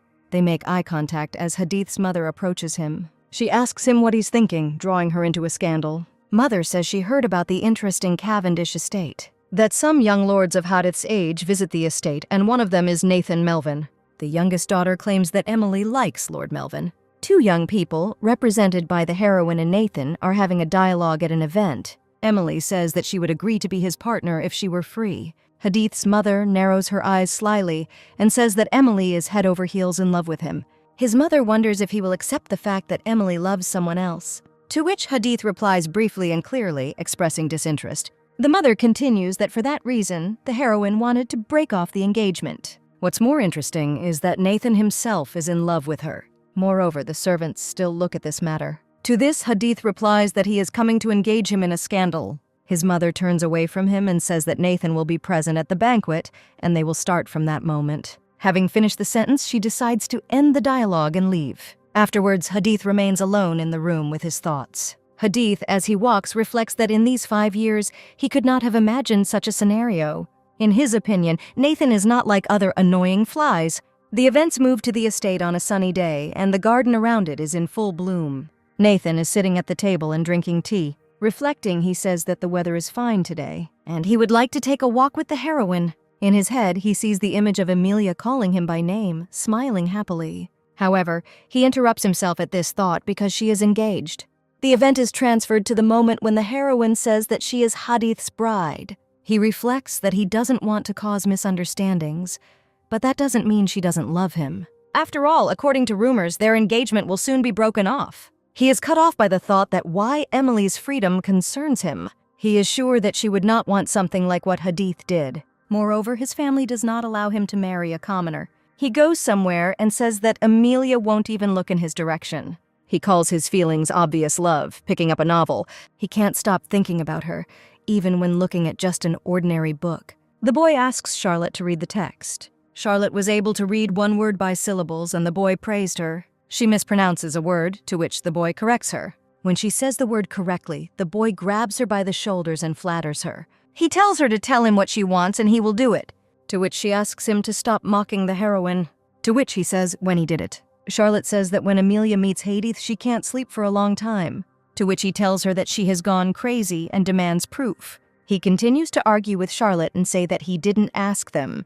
He tries to prove to Charlotte that he is not an ordinary man, but a nobleman. He says that even if he went crazy, it doesn't change anything. The whole barrage of negative emotions is poured out on Charlotte. He goes on to say that nobles are not as romantic as they are in books. He asks her what they are called, to which she turns her head. In response, she asks what lust is. He brushes off the answer, saying that she needs to grow up for that. She asks a counter question. He recalls the rumors that circulated at his school. The phase slips through that at best, Amelia will become a mistress, to which Charlotte asks again, not knowing who she is, to which he says that being a mistress is very bad. He asks her with a firm expression that she doesn't want her sister to become a lover. Suddenly, Amelia enters the room and calls Mitch. The boy is worried that Emily heard everything. Charlotte runs up to Emily and hugs her. Amelia asks what happened to Charlotte. Squatting down next to the younger one, she praised them both for working together. Mitch suddenly shouts that Charlotte needs to continue studying.